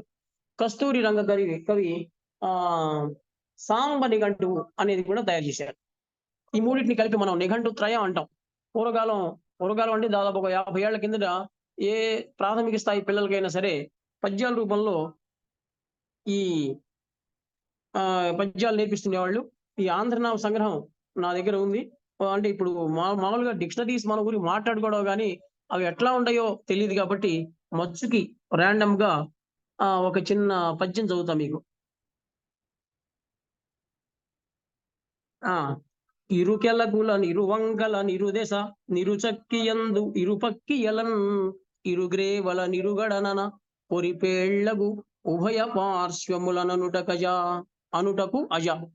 అంటే అజ జన్మరహితుడైనటువంటి ఈశ్వర, ఇరుకెలకులన్ అంటే ఇరువంకల రెండు వైపులా, ఇరు దశన్ రెండు వైపులా, ఇరుచక్కియందున్ ఇరు పక్కియలందున్, ఇరు క్రేవలన్ ఇరుగడన్ అనే పేర్లు ఈ ఇరు పార్శ్వములు రెండు పక్కలు అనే దానికి వీటికి ఇట్లా ఉంటుందండి. ఇవన్నీ కూడా దానికి సంబంధించినటువంటి పేర్లు అని చెప్పి. అట్లానే పొట్ట, డొక్క, కడుపు, బొజ్జ, బొర్ర అనంగా ఒప్పుచుండు ఆఖ్యలు ఉదరమునకు, నాభి బిలమునకును నామధేయములకు బొడ్డునాగ మరియు బొక్కిలనగా. అంటే పొట్టకి పేర్లు ఏమేమి ఉన్నాయి, పర్యాయ పదాలు ఏమున్నాయి, పొట్ట, డొక్క, కడుపు, బొజ్జ, బొర్ర. అంటే మరి నిజానికి మరి పొట్టని, డొక్కని మనం కొంచెం వేరియేషన్ ఉంది స్థలానికి సంబంధించిన విషయంలో. ఏమైనా సరే కడుపు, బొజ్జ అంటే పర్యాయ పదాలు అని చెప్పాం కానీ పర్యాయ పదాల విషయంలో మనకు ఉన్నటువంటి అవగాహన ఏంటంటే ఏ పదం కూడా దానికి పర్యాయ పదం కాదు ఎప్పటికీ. ఒక చిన్న అర్థ ఛాయ ఉంటుంది. ఇప్పుడు ఉదాహరణకి ఇప్పుడు ఈ పద్యం తీసుకుంటే కడుపు వేరు, బొజ్జ వేరు, బొర్ర వేరు అట్లా ఉంటాయి కాబట్టి ఏదైనా అవన్నీ కలిసి ఒక కేటగిరీగా పెట్టి దానికి ఒక చిన్న పద్యంలో దాన్ని ఇమిడించి చెప్పే ప్రయత్నం పూర్వకాలం చేశారు. ఆ తర్వాత మనకి చౌడప్ప అనే ఆయన సీస పద్యాల్లో కవి చౌడప్ప అనే ఆయన సీస పద్యాల్లో కూడా శతకం రాసే ప్రయత్నం చేశారు. ఇట్లా రకరకాలైనటువంటి పద్యాలు మనకి నిఘంటువులు వచ్చినాయి. ఆ తర్వాత పద్య నిఘంటువుల్లో ప్రత్యేకమైంది రామాయణ కృష్ణమామాచ్యుడు రాసినటువంటి దేశ్య నామార్థ కోశము అనేటువంటి పద్యాలున్నాయి. ఆ తర్వాత మనకి అకారాది నిఘంటువులు వచ్చినాయి. దాంట్లో మనకి ఫస్ట్ ఇంగ్లీష్‌లో 1604 రాబర్ట్ కాండ్రే, 1755లో డాక్టర్ శామ్యూల్ జాన్సన్ ఇట్లాంటి వాళ్ళందరూ కూడా కొన్ని నిఘంటువులు రాశారు. ఆ తర్వాత 1816లో మామిడి వెంకటార్యులు అనే ఆయన ఆంధ్ర దీపిక అనేటువంటి తొలి తెలుగు అకారాది నిఘంటువు ఆల్ఫాబెటికల్ ఆర్డర్‌లో రాసిన మొదటి నిఘంటువుగా దాన్ని చెప్తుంటారు. ఆ తర్వాత చెన్నై సూరి గారు, బహుజనపల్లి సీతారామ శాస్త్రి గారు వీళ్ళందరూ కూడా రాశారు. శబ్దరత్నాకరం ఇట్లాంటివి ఇవన్నీ వచ్చినాయి. శబ్దరత్నాకరం ఫస్ట్ ప్రింట్ 1885లో దేశ భాషా గ్రంథకరణ సమితి అనేవాళ్ళు దాన్ని ముద్రించారు. సరే ఇవన్నీ ఇట్లా ఉంటే కావ్యాల్లో ఉన్న తత్సమ పదాలకి వాటికి జరిగింది. అసలు అచ్చ తెలుగు పదాలకి న్యాయం చేయలేదని చెప్పి గురజాడ శ్రీరామూర్తి, ఓగిరాల జగన్నాథ కవి వీళ్ళందరూ కూడా ఆంధ్ర పాద పారిజాతం అనే పుస్తకం తీసుకొచ్చారు. ఆ తర్వాత మెల్లిగా ఇవన్నీ మొదలైనవి. చాలా డిక్షనరీలు ఆ టైంలో వచ్చినాయి. ఇంకా తెలుగు నిఘంటు నిర్మాణంలో రెండో ఫేజ్‌గా మనం చెప్పుకోదగింది పెద్ద నిఘంటువుల మీద దృష్టి పెట్టడం. ఇవన్నీ చిన్న నిఘంటువులు ఇవన్నీ కాదండి. భాషకు సంబంధించి ఒక పెద్ద నిఘంటువు రావాలి. మన జాతిలో ఉన్న పదాలన్నీ దాంట్లోనే ఉండాలి అన్న ఉద్దేశంతో తయారైన నిఘంటువులు కొన్ని ఉన్నాయి. ఇందాక చెప్పిన సూర్యరాజేంద్ర నిఘంటువు అది చాలా జయంతి రామయ్య పంతులు గారి ఆధ్వర్యంలో వచ్చింది. దాంట్లో వాళ్ళకి కొన్ని ఆశయాలు ఉన్నాయి. ఏంటంటే ఈ వ్యవహారంలో ఉన్న శబ్దాలు అన్ని పదాలు ఉండాలి. శబ్ద నిరూపణ చేయాలి. శబ్దానికి అర్థం ఉండాలి. పూర్వకవి ప్రయోగాలు చూపించాలి. ఏవి దేశీయ శబ్దాలు, ఏవి ద్రావిడ శబ్దాలు గుర్తించాలి. ధాతు నిరూపణ చేయాలి. ఇట్లాంటి ఆశయాలతో అది వచ్చింది. 7 సంపుటాలు వచ్చినాయి. ఆ తర్వాత మళ్ళీ సంపుటాలు కూడా వచ్చినాయి. అది దాంట్లో కూడా పూర్వకవి ప్రయోగాలు ఇవన్నీ ఉన్నాయి. ఇవన్నీ వచ్చినా కూడా సూర్యరాయాంధ్ర నిఘంటు శేషము అని చెప్పి కొంతమంది గతంలో రాశారు. ఇటీవలి కాలంలో డాక్టర్ ఆచార్య రవ్వ శ్రీహరి గారు వారు ఇటీవలే గతించారు. వారు శ్రీహరి నిఘంటువు అని రాశారు. మా గురువు గారు ఆయన పిహెచ్‌డిలో నాకు గైడ్. వారు శ్రీహరి నిఘంటువు అనే గ్రంథం రాసి దాంట్లో ఆయన చెప్పింది ఏంటంటే సూర్యరాయాంధ్ర నిఘంటువులో లేని పదాలన్నీ కూడా నేను దీంట్లో పెట్టాను అని చెప్పి అది కూడా ఒక పెద్ద నిఘంటువు. అట్లా శ్రీహరి నిఘంటువు అనేది ఒకటి వచ్చింది. అట్లా మెల్లిమెల్లిగా డిక్షనరీలన్నీ రకరకాల నిఘంటువులు వాళ్ళు వీళ్ళందరూ కూడా ఎప్పుడైతే అచ్చు యంత్రం మనకి వచ్చిందో ఈ అకారాది క్రమంలో వచ్చే నిఘంటువులు రకరకాలుగా రావడం మొదలుపెట్టాయి. దీంట్లో విదేశీయుల కృషి కూడా చాలా ఎక్కువగా ఉంది. సిపి బ్రౌన్ గారు వాళ్ళందరూ చాలా మందిని కూర్చోబెట్టి ఇంగ్లీష్ తెలుగు ఇంగ్లీష్ నిఘంటువులు రాయడం, ఆయనే స్వయంగా నిఘంటువులు రాయడం ఇట్లాంటి పనులన్నీ జరిగినాయి. చలమచీరల రంగాచార్యులు గారు అంటే ఒక్కొక్కళ్ళు ఒక్కొక్క ప్రమాణాన్ని వాళ్ళు తీసుకున్నారు. అంటే ఏంటి ఒకళ్ళేమో వ్యుత్పత్తి ముఖ్యం అనుకున్నారు. ఇంకోళ్ళు రూప ప్రక్రియల విపులీకరణ ముఖ్యం అనుకున్నారు. ఇట్లాంటివన్నీ కూడా వచ్చినాయి. న్యాయాలు, సామెతలు, పదబంధాలు ఇట్లాంటివన్నీ ముఖ్యమని కొంతమంది అనుకున్నారు. కొంతమంది స్పెసిఫిక్‌గా ఒక అంశం మీద దృష్టి పెట్టి నిఘంటువులు రాశారు. ఉదాహరణకి పదబంధ పారిజాతం అనేది ఉంది. అది మామూలుగా జనరల్‌గా మనం ఏం చేస్తామంటే డిక్షనరీలో ఒక రూట్ వర్డ్ ఉంటుంది. ధాతువు. ఆ ధాతువు నుంచి నిష్పన్నమయ్యే రూపాలన్నీ కూడా ఎట్లా నిష్పన్నం చేసుకోవాలో డిక్షనరీ నేర్పిస్తుంది మనకి. కానీ అట్లా కాకుండా పదబంధాలన్నీ ఎట్లా ఉన్నాయి? ఆ పదబంధాలకు అర్థాలు ఎట్లా మారుతున్నాయి? జాతీయాలు ఎట్లా ఉన్నాయి? అట్లాంటి లక్ష్యంతో వచ్చినటువంటి నిఘంటువులు కూడా మనకున్నాయి. ఈ క్రమంలో విద్యార్థులకి పఠన పాఠనాదుల్లో బాగా ఉపకరించిన గ్రంథం విద్యార్థి కల్పతరు. దాంట్లో కొన్ని సెక్షన్స్ ఉన్నాయి. ఇప్పుడు ఉదాహరణకి ప్రాస పదాలు, లేకపోతే ఏకాక్షర నిఘంటువు చిన్న అంటే ఒక పెద్ద పుస్తకం అది. ఆ పుస్తకంలోనే అంతర్భాగంగా కొన్ని విషయాలుంటాయి. ఉదాహరణకి ఏకాక్షర నిఘంటువు అని ఉంటుంది. ఒకే అక్షరానికి మనకి ఎన్నెన్ని పదాలుంటాయి. శ్రీ అనే పదానికి లక్ష్మి అనే అర్థం ఉంది, విషం అనే అర్థం ఉంది, నీరు అనే అర్థం ఉంది. అట్లాంటివన్నీ చెప్తుంటారు. అంటే ఛందస్సుల్లో రాసే ఛందానికి అనుగుణంగా పద్యాలు రాయడానికి లేదా అవధానాలు చేయడానికి ఇట్లాంటప్పుడు ఒకే పదంతో ఎక్కువ భావాలను వ్యక్తం చేయడానికి అట్లాంటి సందర్భంలో ఈ ఏకాక్షర నిఘంటువులు మనకి బాగా ఉపయోగపడుతుంటాయి. అందువల్ల అవి రాశారు.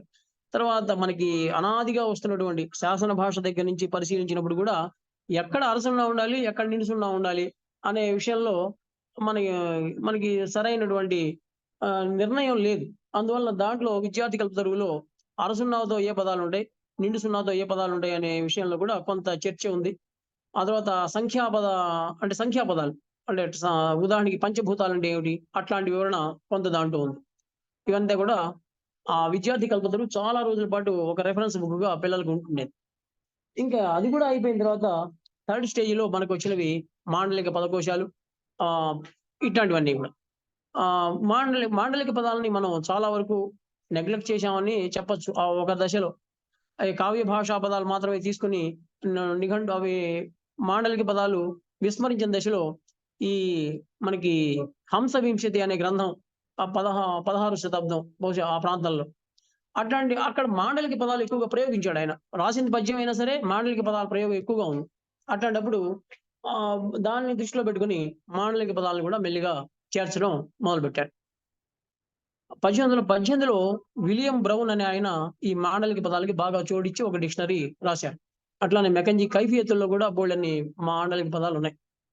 ఆ తర్వాత ఇంకా ఆంధ్రప్రదేశ్ సాహిత్య అకాడమీ స్థాపించడం అనేది తెలుగు నిఘంటు నిర్మాణంలో ఒక ఒక నూతనమైనటువంటి విషయం.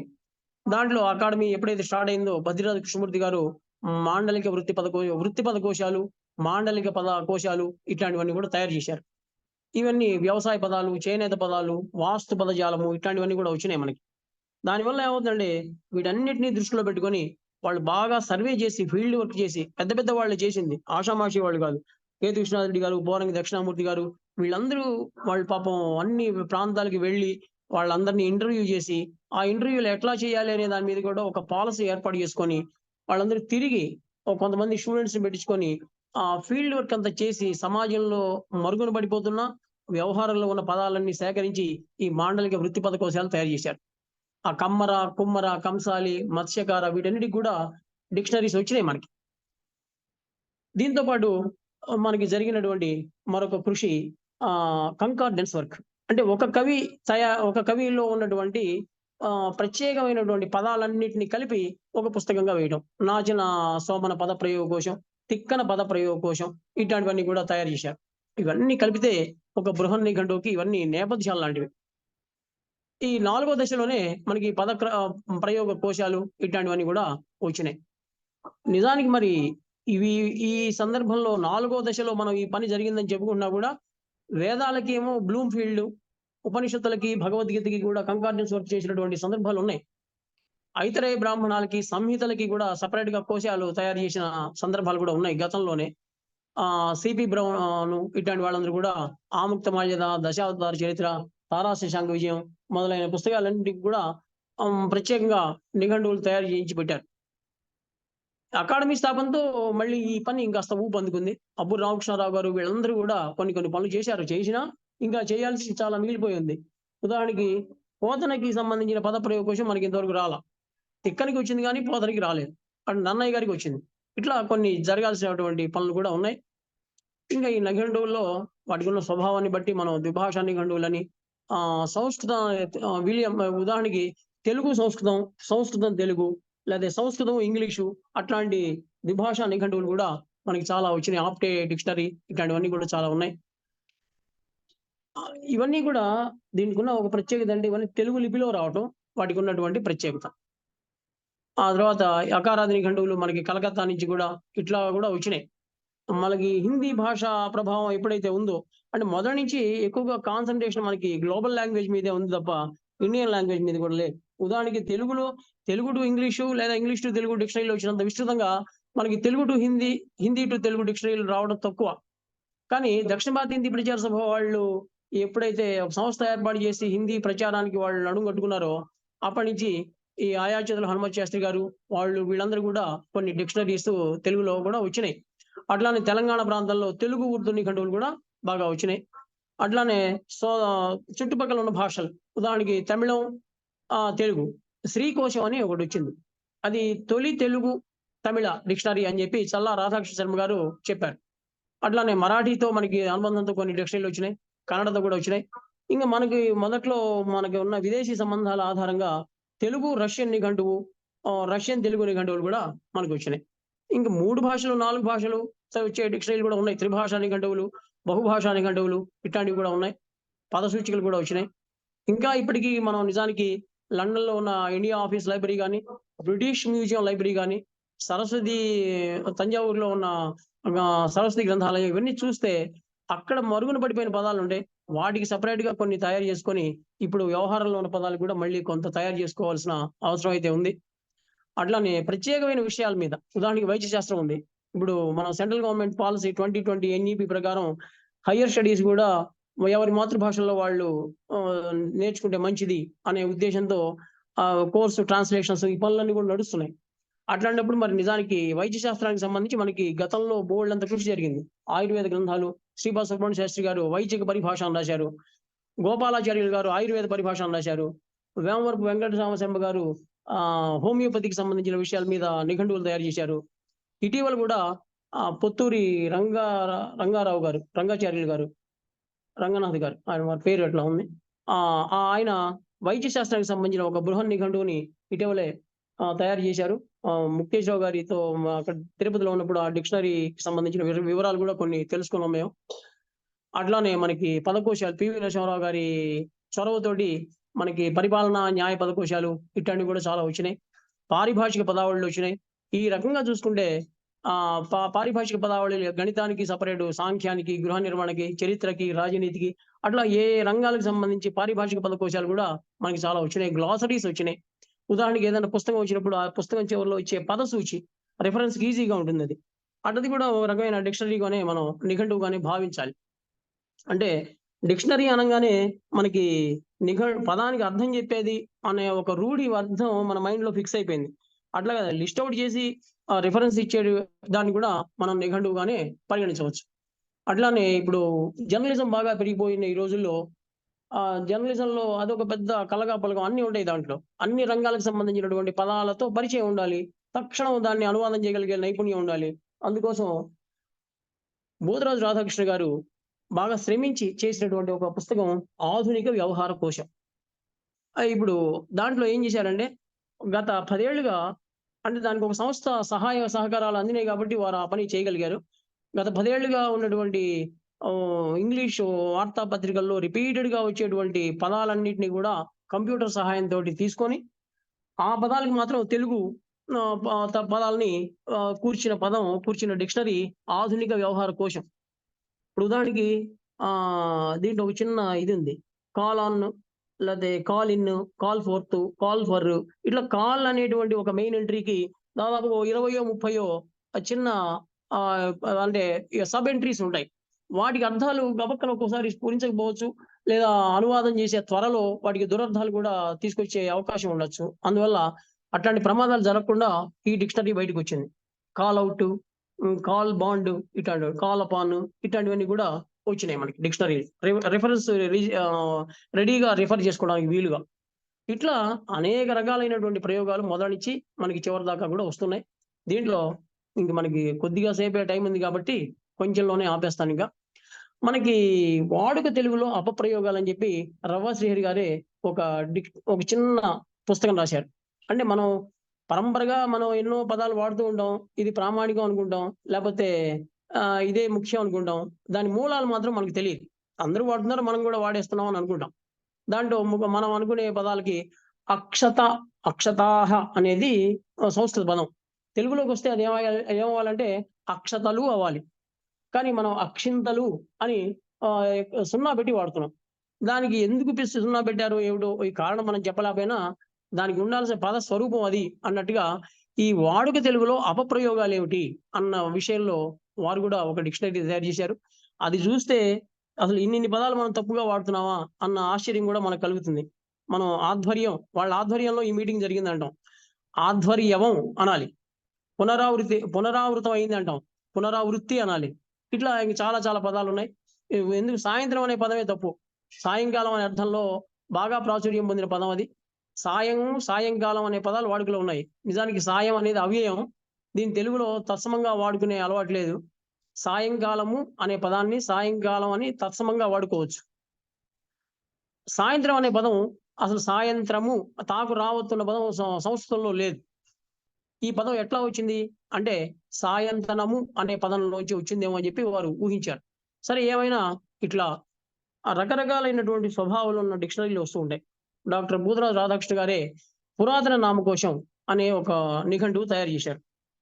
అంటే ఆహ్, మనకి పూర్వగాథా లహరి అండ్ మన మైథలాజికల్ డిక్షనరీ అది. మన పురాణాలు, కావ్యాలకి సంబంధించి మనం ఏదైనా ఒక క్యారెక్టర్‌కి సంబంధించిన వివరాలు మనకేదన్నా కావాలంటే, మనకి దేంట్లో సంప్రదిస్తాం? ఈ మామూలు డిక్షనరీలోనేమో పదము, పదానికి అర్థం ఉంటుంది తప్ప, అర్జునుడు ఉదాహరణకి ఎవరు అర్జునుడు అనేది చూడాలంటే, అర్జునుడు రకరకాల కావ్యాల్లో ఉంటాడు, పురాణాల్లో ఉంటాడు, ఇతిహాసాల్లో ఉంటాడు. ఆయనకి సంబంధించిన ఒక సమగ్రమైన సమాచారం, కనీసం ఒక పేజీలో ఉండే సమాచారం ఎక్కడ దొరుకుతుంది? అందువల్ల మనకి 'పూర్వగాథా లహరి' అనేటువంటి పుస్తకం ఆహ్, వేమవరం వెంకటేశ్వర శర్మ గారు. ఆయన చాలా రోజుల కిందటే ఒక పుస్తకం తయారు చేశారు. అట్లానే 'పురాణ నామచంద్రిక' అనేది యనమండ్రం వెంకటరామయ్య అనే ఆయన తయారు చేశారు. ఇవన్నీ లిమిటెడ్‌గా ఉన్నాయి. ఉదాహరణకి ఒక 2000 ఎంట్రీలతోనే డిక్షనరీలు వచ్చినాయి.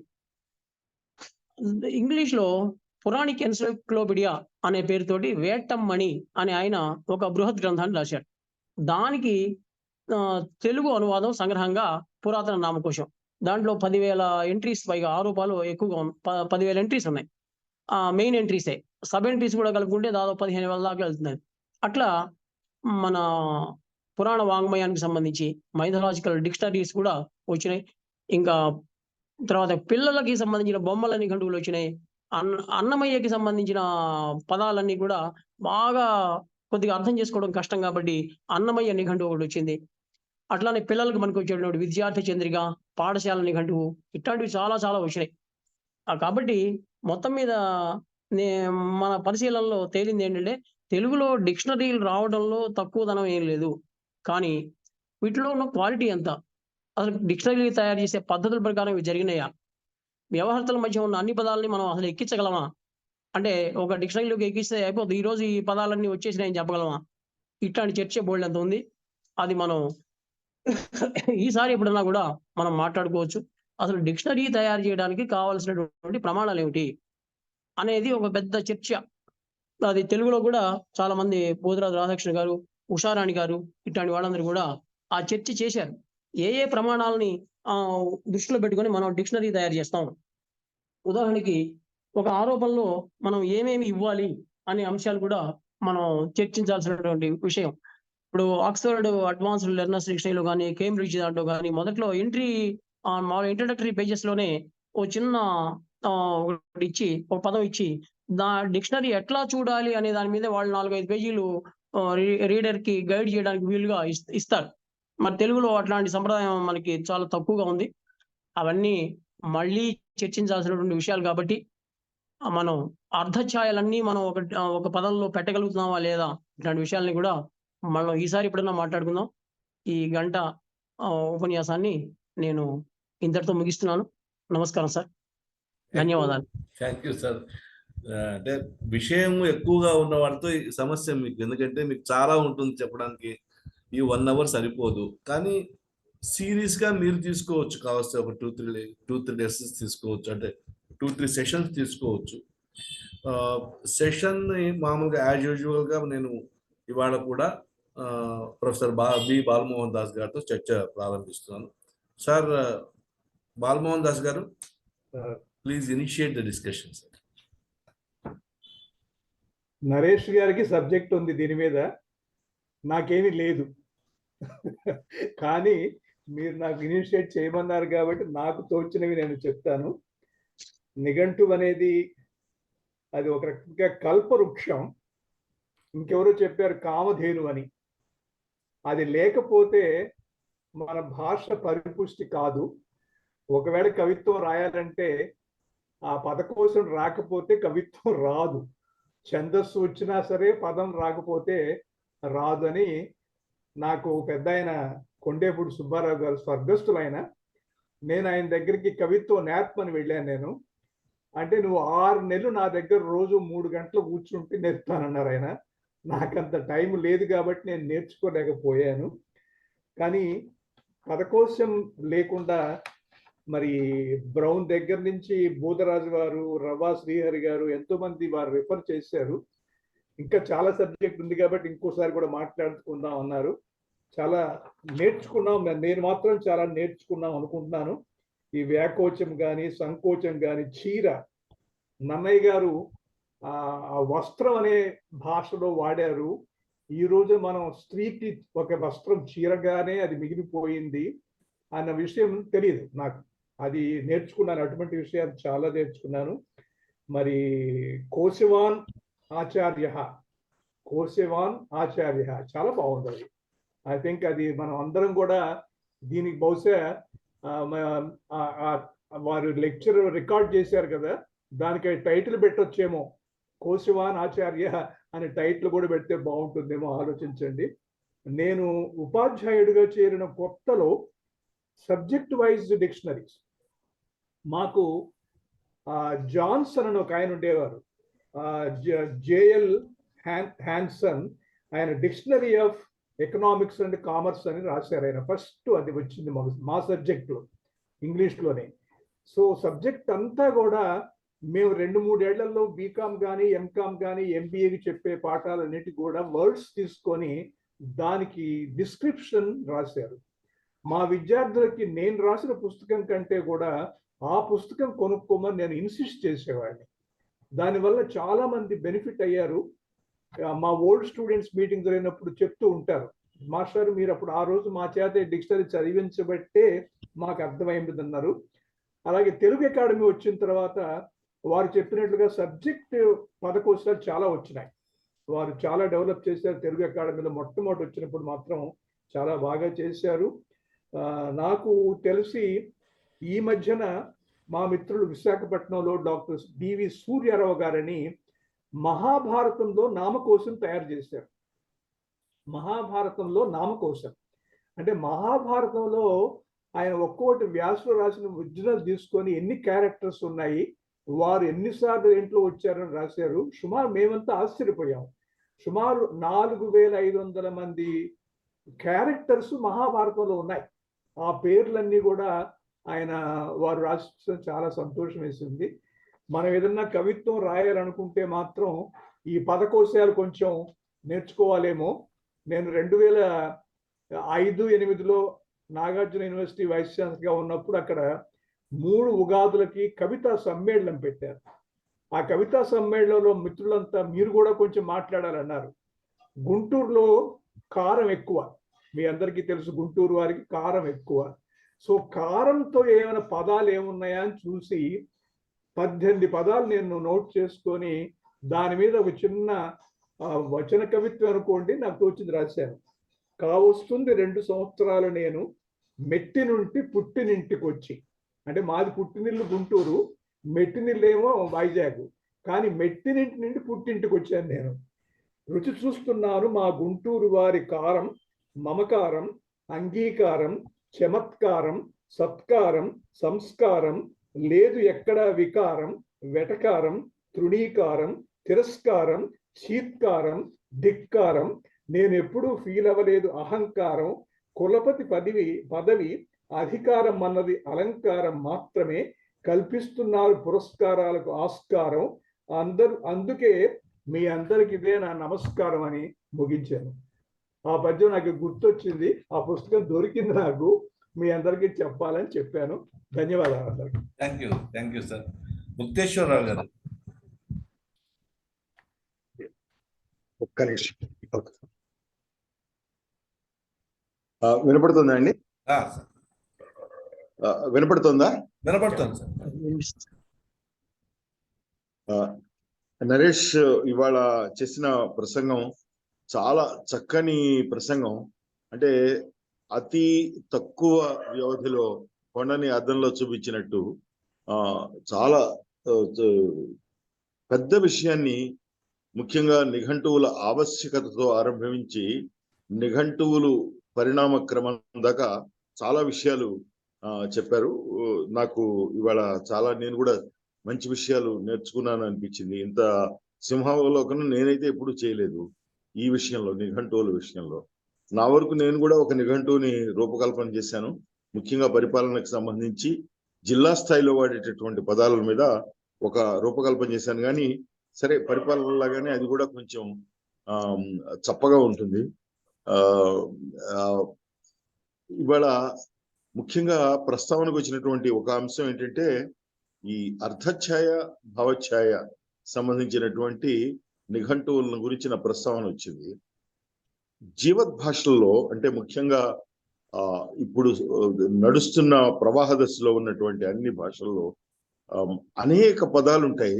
ఆ పదాలకి అర్థఛాయలు కూడా రకరకాలుగా ఉంటాయి. మనకి ఇప్పుడు ఎవరన్నా చామన్ ఛాయ అనే పదం వాడతాం మనం రంగుల్లో.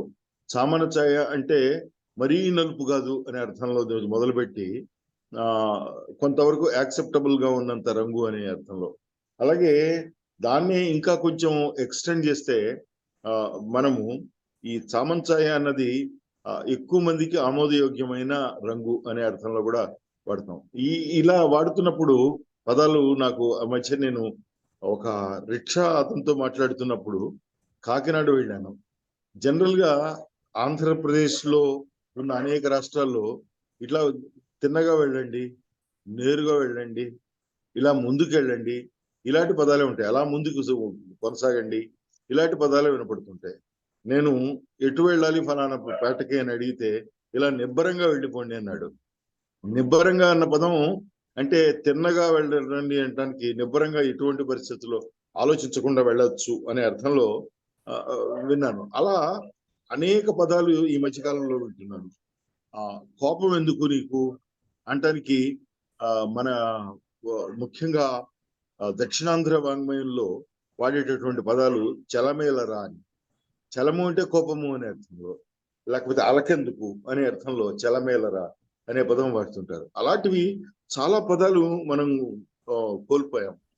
ఆ కోల్పోయిన పదాలని కూడా మళ్ళీ ఒకసారి పరిచయం చేస్తూ, ముఖ్యంగా దక్షిణాంధ్ర వాంగ్మయంలో వచ్చినటువంటి టన్నుల కొద్దీ సాహిత్యంలో ముఖ్యంగా సజీవ వ్యవహార పదాలని మళ్ళా ఒక్కసారి చేస్తే బాగుంటుంది అని అనిపించింది. ముఖ్యంగా నరేష్ ప్రసంగంలో నరేష్ ఏంటంటే ఒక జనరల్ గా మాట్లాడితే చాలా చక్కగా మాట్లాడగలడు, కానీ మాట్లాడకూడదని భీష్మించుకున్నట్టుంటాడు. నాకు అది నచ్చదు. ఇవాళ నరేష్ చక్కగా మంచి ప్రసంగం చేశాడు. ముందు ఈ భీష్మించుకోవడం మానేసి బోల్డ్ అన్ని పనులు చేయాలి. అతను ఒక యూనివర్సిటీ చేయగలిగినంత పని ఒక్క రెక్క మీద చేయగలిగినటువంటి శక్తివంతుడు, బాగా చేయాలని చెప్పి కోరుకుంటూ నరేష్ కు శుభాభినందనలు తెలియజేస్తూ సెలవు తీసుకుంటాం. Thank you sir. Doctor KVS గారు. థ్యాంక్ యూ డాక్టర్ కేవీఎస్ గారు. నమస్కారం సార్. ప్రసంగం చాలా బాగుందండి. అంటే అన్ని కొత్త విషయాలు తెలుస్తాయి. అంటే దీంట్లో తోమాడ దానప్ప గారు కూడా కొంత సర్వీస్ చేసేరేమో నాకు కొద్దిగా తెలుసు. దాని గురించి కొంచెం నరేష్ గారు వివరిస్తే బాగుంటుందని నేను అనుకుంటున్నాను. ధన్యవాదాలు. Thank you. స్వర్ణలత గారు. స్వర్ణలత గారు. సార్ అందరికీ నమస్కారాలు. సార్ నరేష్ గారి ఈరోజు ప్రసంగం చాలా విషయాలు తెలిసాయండి. నిఘంటువుల ప్రారంభం నుంచి ఎంతమంది కృషి చేశారు, ప్రాచీన కాలంలో పద్య రూపంలో ఉంది, తర్వాత గద్య రూపంలోకి ఎలా వచ్చింది, అకారాది పట్టికల్లో ఏ విధంగా వచ్చింది, ఇలా మొత్తం ఒక మంచి ఇన్ఫర్మేషన్. డిక్షనరీస్ ఎట్లా రూపుదాల్చుకున్నాయి, ఎన్ని రకాలుగా ఉన్నాయి, ఎన్ని రకాలుగా వర్గీకరించారు, ఇవన్నీ కూడా చాలా చక్కగా చెప్పారండి. ముందు మీకు అభినందనలు నరేష్ బాబు గారు. తర్వాత నాకు అంటే మేము కూడా ఇప్పుడు మాండలికాల విషయంలోకి వస్తే తెలుగు మాండలికాల గురించి పాఠ్య పుస్తకాల్లో కూడా మేము చిన్న ప్రయత్నం చేశామండి. పిల్లలకి వాళ్ళ ప్రాంతాల్లో, అంటే ఆంధ్రప్రదేశ్ లో రాయలసీమ మాండలికం వేరు, గోదావరి జిల్లాలో మాండలికాలు వేరు, అలాగే తూర్పు వైపున మాండలికాలు శ్రీకాకుళం వైపు వెళ్తే మేము ఏం చేసామంటే ఒక అభ్యాసంలోనే దాంట్లో మీ ప్రాంతంలో ఈ కొన్ని చిత్రాలు ఇచ్చి వీటిని మీ ప్రాంతంలో ఏమంటారో రాయమని, అంటే వాళ్ళ భాషకి వాళ్ళ మాండలికానికి కూడా మనము స్పేస్ ఇచ్చామన్నమాట టెక్స్ట్ బుక్ లో. సో అది ఒక కొత్త ప్రయోగం. అంటే NEP 2020 చెప్పిన తర్వాత మనము ఆ విధమైన ఒక ఎక్సర్సైజెస్ కూడా వాళ్ళని ఇంక్లూడ్ చేయడం జరిగింది. ఇప్పుడు నిఘంటువులు తీసుకుంటే మీరు అంతా ఇప్పుడు ఈ నిఘంటువులు అంతా ఇచ్చారండి. ఇప్పుడు టెక్నాలజీ పెరిగిన తర్వాత మనకి ఫోన్లలోనే నిఘంటువులు వస్తున్నాయి. ఫోన్లలో నిఘంటువులు వచ్చిన తర్వాత అంటే నాకు ఎక్కడైనా ఇప్పుడు మన ఇంగ్లీష్ నిఘంటువు అయితే తీసుకుంటే వాడు ప్రొనౌన్సియేషన్ ఎట్లా చేయాలనే దాన్ని కూడా ఒక ఆడియో ఇది అటాచ్ చేసి ఇస్తాడు. అట్లా తెలుగులో కూడా ఆడియో అటాచ్ చేసి ఈ పదాన్ని ఇలా పలకాలి, వినండి ముందు మళ్ళీ పలకండి అనే విధంగా ఏమన్నా ఇప్పుడు ఏర్పాటు జరిగిందా? అలాంటి అప్డేట్ ఏమైనా అయిందా లేదా నిఘంటువులు అనే దాన్ని తెలియజేయాల్సిందిగా కోరుతున్నాను. మళ్ళీ ఇంతకు ముందు కూడా అదే మీరు అది పదప్రయోగాన్ని అపప్రయోగం అది కూడా చెప్పారు కదా. అది అంటే నాకు కూడా ఫస్ట్ మొట్టమొదట అంటే పోరంకి దక్షిణామూర్తి గారితో పనిచేస్తున్నప్పుడు ఆయన మేధోమదనం అనేది తప్పు అంటే చాలా పేపర్లలో మనం వింటుంటాం. అందరు పెద్దలంతా కూడా మేధోమదనం చేశారు, మేధోమదనం కాదమ్మా మేధామదనం అని ఆయన కరెక్ట్ చేయడం జరిగింది. అంటే కొన్ని చాలా చోట్ల తప్పు పదాలే అపప్రయోగాలే మామూలు వాడుకలోకి చలామణి అయిపోతున్నాయి. సో అలాంటివి ఎక్కడన్నా అడ్డుకట్ట వేస్తున్నారా? వాటిని కనిపెట్టి చేసే అంత వ్యవస్థ ఎక్కడన్నా ఉందా మన దగ్గర? ఇవి తెలియజేయాల్సిందిగా కోరుతున్నాను.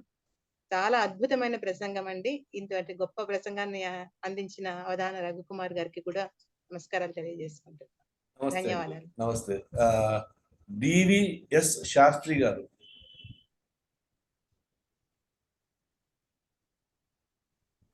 నమస్కారం అండి. నమస్తే. మాట్లాడింది మా తమ్ముడు కాబట్టి మరి పొగట్టం అంతగా మంచిది కాదు. అయినా సరే చాలా ఎక్సలెంట్గా వారు మాట్లాడారు. మధ్య మధ్యలో వెళ్ళలేకపోయిన మెట్రో ట్రైన్లో ఉండి నేను ఆయన ఒక విషయం అడిగాను. భాషలో ఉన్నటువంటి అక్షరాలు రా, బండిరా, లేకపోతే సా ఇలాంటి పదాలు ఎవరి ఇచ్చినటువంటి అధికారంతో మన పండితులు భాషలోంచి వాళ్ళ వ్యవహారంలో లేకుండా చేశారు అనేటువంటిది. అంతేకాకుండా సాహిత్య అకాడమీ వాళ్ళు వేసినటువంటి నిఘంటువులో కూడా ఈ పదాలు తీసేశారు. ఈ బండిరాతో ఉన్నవి, లేకపోతే దంత్యాలు, తాళవ్యాలు ఆ తేడా లేకుండా చేశారు. అటువంటి దాని మీద ఏమన్నా ప్రయత్నం చేస్తే బాగుంటుందేమో నా ఉద్దేశం. ఈ అవకాశాన్ని ఇచ్చినటువంటి మీకు ధన్యవాదాలు. నమస్తే అండి. పతంజలి గారు. పతంజలి గారు. అందరికీ నమస్కారం అండి. చక్కటి ప్రసంగం చేశారు. మంచి ఇంట్రెస్టింగ్ సబ్జెక్ట్ ఇది, అందుకని చెప్పి చక్కటి ప్రసంగం చేశారు. ముఖ్యంగా ఇప్పుడు ముక్తేశ్వరరావు గారు చెప్పిన విషయం ఒకటి ఉంది. ఏమిటి, చాలా వరకు ఇప్పుడు 60-70 పోయిన గత 60-70 ఏళ్లలోనే మనం మిస్ అయిపోయిన పదాలు. ఎందుకంటే ఒకసారి మాకు బంధువులందరం కూర్చుని ఉండగా ఈ విషయం వచ్చింది. అప్పుడు అందరం కూర్చొని అప్పటికప్పుడు చెప్తేనే మాకు ఒక 30-40 పదాలు దొరికినాయి అన్నమాట. ఏవి మా చిన్నప్పుడు వాడుకున్నవి, అంటే 60-70 వరకు మేము వాడుకున్న పదాలు తర్వాత వాడుకలో లేవు. తర్వాత జనరేషన్స్కి పాస్ కాలే అవి. అందుకని చెప్పి అటువంటివి ఒక లిస్ట్ రాయటం మొదలెట్టాం. కానీ తర్వాత కొన్నాళ్ళు రాసి ఆపేసాం అనుకుంటే 150 అంతవరకు చేసి ఆపాము. అది మంచి ప్రయత్నం. వారు చెప్పినట్లు వాటిని అన్నింటినీ కూడా తెలిసి మళ్ళీ తిరిగి వాడుకలోకి తెస్తే బాగుంటుంది ఒకటి. రెండోది, ఈ నిఘంటువులన్నిటికీ కూడా ఇప్పుడు యాప్లు వచ్చినాయి కదా, చాలా చక్కటి ఇవి వచ్చినాయి. ఇప్పుడు వారు చెప్పిన ముఖ్యమైనటువంటివి బ్రౌన్యం ఒకటి, దీని ఎవరు శబ్దరత్నాకరం ఒకటి, బ్రౌన్యం ఒకటి, బావిళ్ళ వాళ్ళది ఒకటి, జిఎన్ రెడ్డి గారిది, ఇవన్నీ కలిపి కూడా మన చేతులకు వచ్చేసినాయి ఇప్పుడు. అందుకని చెప్పి వాటిని వాడుకోవటానికి మాత్రం చాలా కన్వీనియన్స్ వచ్చింది. నేను really I'm using it regularly. అది చాలా మంచి మేలు జరిగింది. ఇవన్నీ కూడా అరచేతిలో ఉన్నట్టే. ఇప్పుడు తెలుగులో ఉన్నటువంటి ముఖ్యమైన 5-6 నిఘంటువులు, చక్కటి నిఘంటువులు ఒక పదం కొట్టగానే దాంట్లో ఏముంది దీంట్లో ఏముంది అట్లా వచ్చేస్తున్నాయి. అది మంచి ఫెసిలిటీ వచ్చింది. అందుకని చెప్పి ఇక మీద పుస్తక నిఘంటువుల నిర్మాణం ఉంటుందా అని చెప్పి నాకు సందేహం కూడా కలిగింది. ఇది కనుక వచ్చాక చూద్దాం ఏమవుతుందో రాజు. బట్ మంచి సబ్జెక్టు, చక్కగా కవర్ చేశారు, అన్ని విషయాలు కూడా ఇచ్చేశారు. చాలా ధన్యవాదాలు నరేష్ బాబు గారు. Thank you. విజయ్ కుమార్ రెడ్డి గారు. విజయ్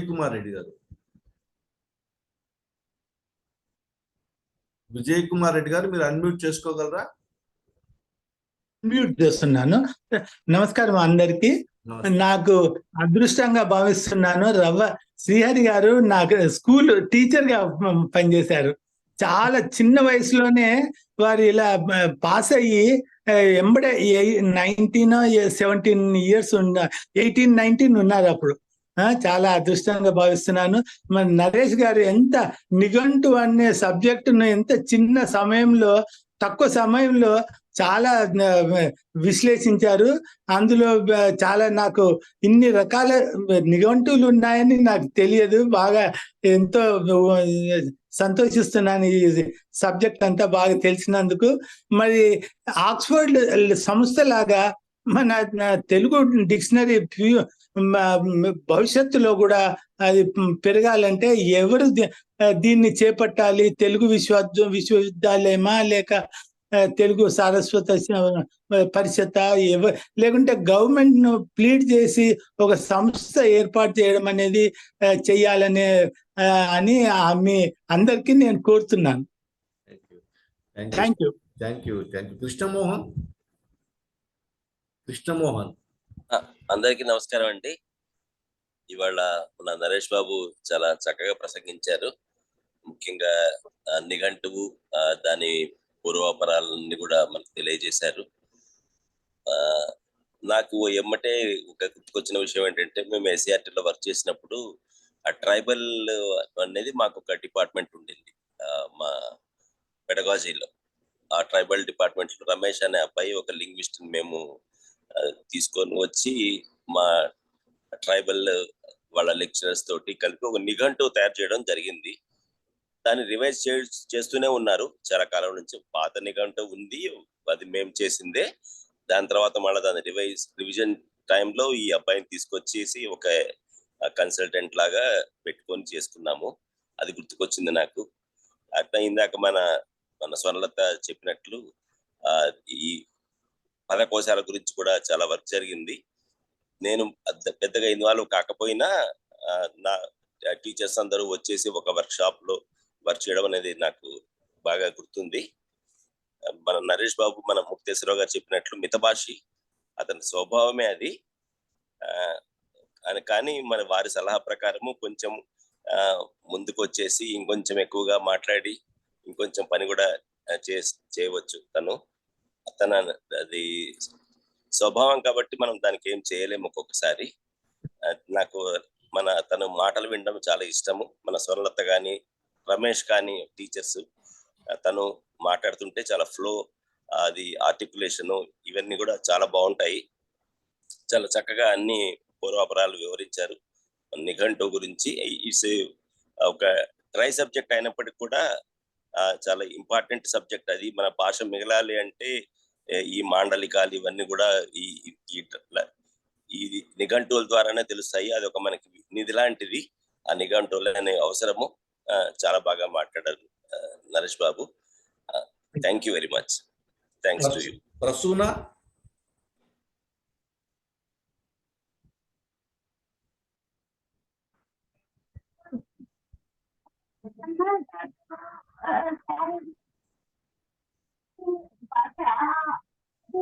కొన్ని సంవత్సరాల క్రితం రాసిన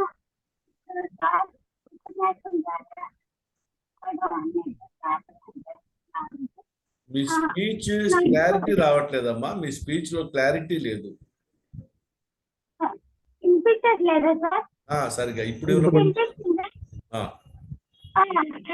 అమ్మాయి గారు వస్త్రాన్ని అది ఆ పదపు అది తెలుసుకోగలగడం ఇప్పుడు సంతోషంగా ఉంది.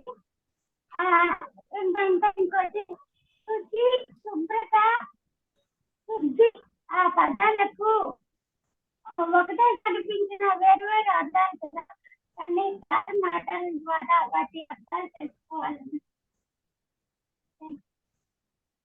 Thank you. వెంకటేశ్వరరావు గారు.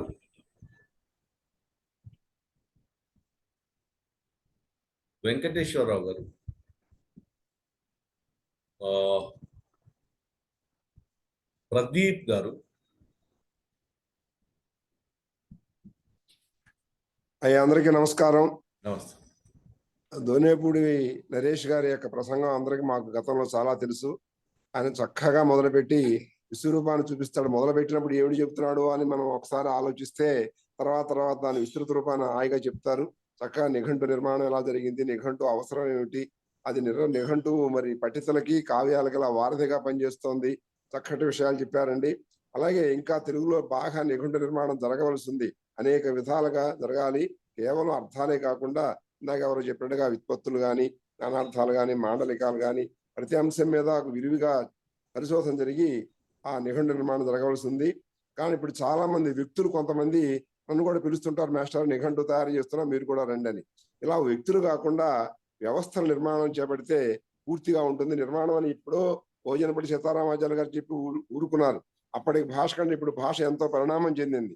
ఆ పరిణామశీలమైన ఈ భాషకి కింద మా ముఖ్య సార్ చెప్పినట్టుగా ప్రతి 20 సంవత్సరాలు ఒకసారి నిఘంటు నిర్మాణం జరుగుతూనే ఉండాలి.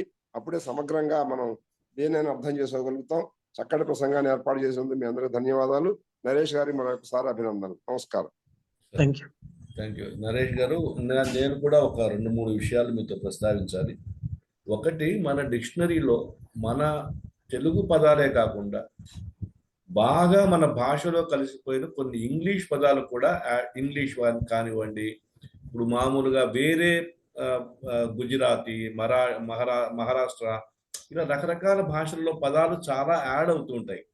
అలాంటివి కూడా డిక్షనరీలో కలిసిపోయే అవకాశం మనకేమైనా దగ్గరలో ఉందా? ఎందుకంటే మనం ఇంకా తెలుగు భాష పదాలతోనే బాగా ఇబ్బంది పడుతున్నాం. అలాగే ఒక పదం తీసుకుంటే ఆ పదాన్ని తెలుగులో డిఫరెంట్ ప్రాంతాల్లో ఏ పదాలతో ఉపయోగిస్తారు, అంటే సినానిమ్స్ లాగా ఒక పదానికి ఎన్ని సినానిమ్స్ ఉన్నాయి. వాళ్ళు ఇంగ్లీష్లో థెసారస్ అంటాం కదా, అందులో సినానిమ్స్, యాంటానిమ్స్ అని మనకు వస్తాయి. ఇక్కడ తెలుగులో అలాంటి ప్రయత్నం ఏమైనా ఎక్కడన్నా జరుగుతుందా? అదొకటి. మూడోది నానుడి, అంటే మామూలుగా ఇప్పుడు అతను ఏదో కాళ్లకు బలపం కట్టుకొని తిరిగాడు అని ఒక మాట ఉంటుంది. దానికి అర్థం చాలా మందికి తెలియదు వాడినా కానీ. ఇలాంటి నానుడిలను ఎక్స్ప్లెయిన్ చేసేటువంటి ప్రయత్నం ఎక్కడన్నా జరిగిందా? అలాగే ఇంకొకటి ఏంటంటే ఎటిమలాజికల్ డిక్షనరీస్, అంటే ఎటిమలాజికల్ కన్సర్న్స్ ఉన్న డిక్షనరీస్ తెలుగులో ఎక్కడన్నా వస్తున్నాయా? ఇవి నాకున్నటువంటి చిన్న చిన్న ప్రశ్నలు. సో వీటితో డిస్కషన్లో మీరు సార్ ఇక్కడ ఉన్నవాళ్ళు 10 మంది అయినా చాలా 10 మంది 10 ప్రశ్నలు వేశారు. చాలా సంతోషం. ఇప్పుడు ఫస్ట్ మీతో మొదలు పెడతానండి. మనకి కాళ్ళకు బలపాలు కట్టుకొని తిరిగారు, ఇట్లాంటి వాటికి ఏదైనా డిక్షనరీ ఉందా అని అడిగారు. పదబంధ పారిజాతం అని చెప్పి ఇందాక నేను ఒకటి మెన్షన్ చేశాను. అది 2 సంపుటాల్లో వచ్చింది. జాతీయాలు, ముఖ్యంగా జాతీయాల్లో ఉన్న ఒక లక్షణం ఏంటంటే 2 వేరు పదాలు, మొదటి పదం అర్థం వేరు, రెండో పదం అర్థం వేరు, కానీ ఈ 2 కలిస్తే మళ్ళీ వేరే అర్థం వస్తుంది. అట్లాంటి వాటిని మనం జాతీయాలను వ్యవహరిస్తున్నాం. అట్లాంటి డిక్షనరీస్, అంటే పదబంధ పారిజాతం అనే పేరుతోటి కొంతమంది నార్ల వెంకటేశ్వరరావు గారు వాళ్ళందరూ కలిసి ఒక డిక్షనరీ తయారు చేశారు. తర్వాత అన్యదేశీయ పదాలు శబ్దరత్నాకరంతో సహా కొన్ని చేరినాయి, కానీ చేరాల్సినంతగా చేరల. ఎందుకంటే నిజంగా చెప్పాలంటే కాస్త మనం మడిగట్టుకునే లక్షణం మనకి ఎక్కువ కాబట్టి. ఉదాహరణకి బస్ అనే పదం, ఇంగ్లీష్లో BUS బస్ అని ఉన్న పదం తెలుగులో మనం దాన్ని మార్చుకున్నాం, తత్సమీకరించి బస్సు అని పెట్టాం. కానీ ఆ బస్సుని మనం తెలుగులో చేర్చుకోవడానికి కొంచెం ఇప్పటికీ కూడా సంకోచిస్తూ ఉంటాం. ఆ సంకోచాన్ని వదిలేస్తే మన భాష ప్లస్ నిఘంటువులు కూడా బాగా వృద్ధి చెందుతాయి. ఎటిమలాజికల్ డిక్షనరీస్ మనకి ఏమన్నా వచ్చినాయా అని అడిగారు. ద్రవిడియన్ ఎటిమలాజికల్ డిక్షనరీ అనే ద్రావిడ భాషలకు సంబంధించినటువంటి మౌలిక పదాలతోటి ద్రవిడియన్ ఎటిమలాజికల్ డిక్షనరీ ఏమెనో బరో అనే వాళ్ళిద్దరు కూడా, వాళ్ళు విదేశీయులు, వాళ్ళు తయారు చేశారు. దానికి అనుగుణంగా భద్రరాజు కృష్ణమూర్తి గారు వీళ్ళందరూ కూడా కొన్ని ద్రావిడ భాష సామ్యములు అని చెప్పి, మధ్యలో చిన్న సీతారామ శాస్త్రి గారు వారు కూడా ద్రావిడ భాషలలో ఉన్నటువంటి కాగ్నిటివ్ వర్డ్స్ అవి ఎట్లా ఉన్నాయి వాటి మీద కూడా వారు పరిశోధన చేశారు. థెసారస్ కి సంబంధించి బోధరాజు గారు చేసిన ఒక కృషి ఏంటంటే మాటల మూటలు అని ఒక పుస్తకం, చిన్నదే. అంటే దాంట్లో ఉన్న లక్షణం ఏంటంటే ఒక పదము, దానికి పర్యాయ పదాలు, ఏ ఛాయల్లో దాన్ని మనం వాడుతూ ఉంటాం అనే ప్రయత్నాలు అయితే జరిగినాయి. అవి సర్వసమగ్రం అని చెప్పలేం, కానీ అంటే భవిష్యత్తులో ఎవరైనా భాషల విషయంలో ఆసక్తి చూపిస్తే వాళ్ళు ఏ రంగంలో ఎటు కొనసాగాలి అనే విషయంలో మాత్రం మన వాళ్ళు దారు మొదలుపెట్టి వెళ్ళారు సార్. అవి మనం కొనసాగించడానికి అవకాశం ఉంది. అట్లానే శక్తి శివరామకృష్ణ గారి, శక్తి అనే సంస్థను స్థాపించిన శివరామకృష్ణ గారు జానపద సాహిత్యానికి సంబంధించి కొన్ని డిక్షనరీలు తయారు చేశారు. ఇందాక మా డివి శాస్త్రి గారు సాధు సెక్రటరీకి సంబంధించిన తేడా లేకుండా పోయింది అని చెప్పారు. ఉదాహరణకి నీరు అని బండిరాతో రాస్తేనేమో దానికి భస్మం అనే అర్థం, మామూలుగా నీరు అని రాస్తే వాటర్ అనే అర్థం. కాకపోతే ఇప్పుడు వాళ్ళు ఆర్గ్యూ చేస్తున్నటువంటి ఒక మెథడ్ ఏంటంటే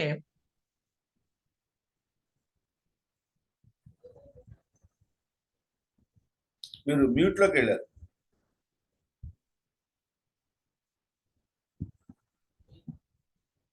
పలకడానికి ఒకే రకంగా ఉంది.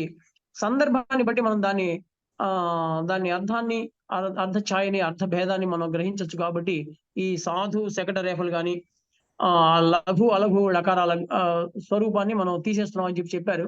కానీ వారు చెప్పినట్టుగా ఒక అక్షరాన్ని చేర్చుకోవడంలో గొప్పదనం ఉంది తప్ప దాన్ని తీసేయడంలో ఏమీ లేదు. ఎందుకంటే పూర్వ ప్రయోగాల్లో చాలా సందర్భాల్లో ఆ వేరియేషన్స్ అన్ని ఉన్నాయి కాబట్టి వాటిని చూపించడం కోసమైనా సరే మనం మన అక్షరాలన్నీ యథాతథంగా అటే పెట్టాలి. ఇప్పుడు వచ్చినటువంటి ఒక తేడా ఏంటంటే తెలుగుకి తెలుగు భాషకి అక్షరాలు ఎన్ని అంటే 56 అని కొంతమంది, 36 అని కొంతమంది, 52 అని కొంతమంది. ఇప్పటికీ కూడా కనీసం మన వర్ణమాలలో ఉన్న అక్షరాల సంఖ్య దాని మీద కూడా మనకి సరైనటువంటి నిర్ణయం లేదు.